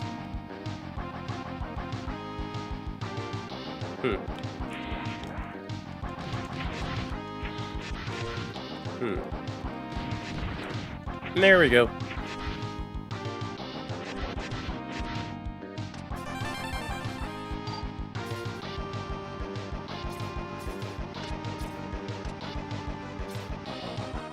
Yeah, so we actually did get a good chunk of the heart tanks, actually, because we got them all within the Maverick stages. The only thing we needed to do now is just to get the remaining sub-tank piece, if I'm not mistaken.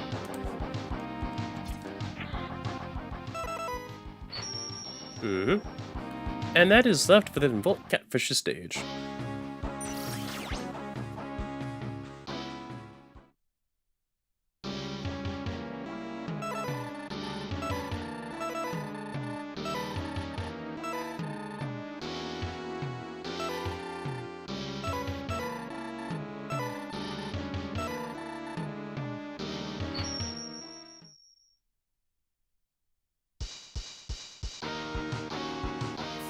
Alright, almost there, you bet your sweet bit we were almost there.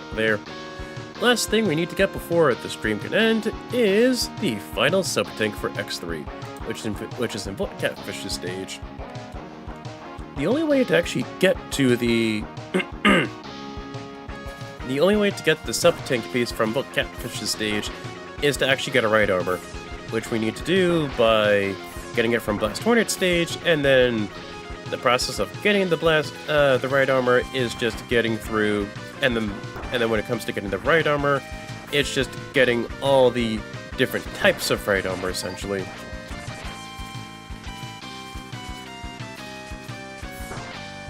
So yeah, that's essentially just about it.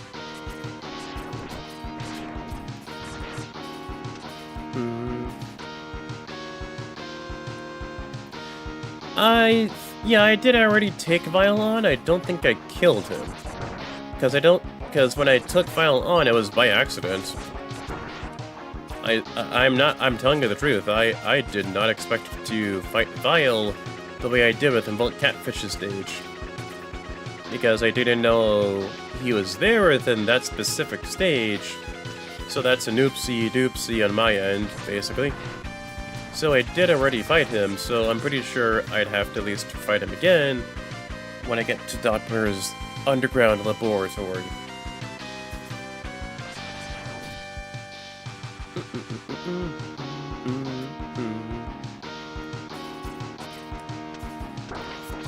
So what I need to do...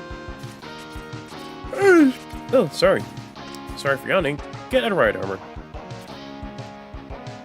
Yeah, Vile is a bit tough with the spread shot and the fireballs, but I was able to manage doing that with using base X.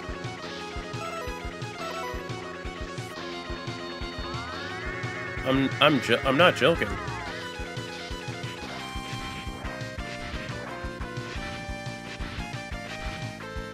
Oh, see how this is? With the F, that's the frog armor. So, that one is the only one that could actually work underwater.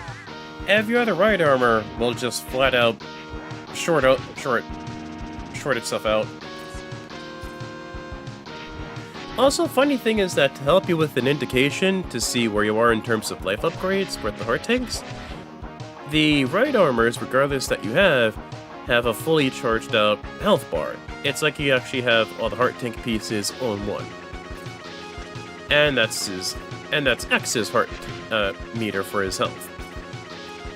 If my health was actually shorter than that, then essentially you could at least see, hey, I need to get this heart tank, that heart tank piece, and etc, etc.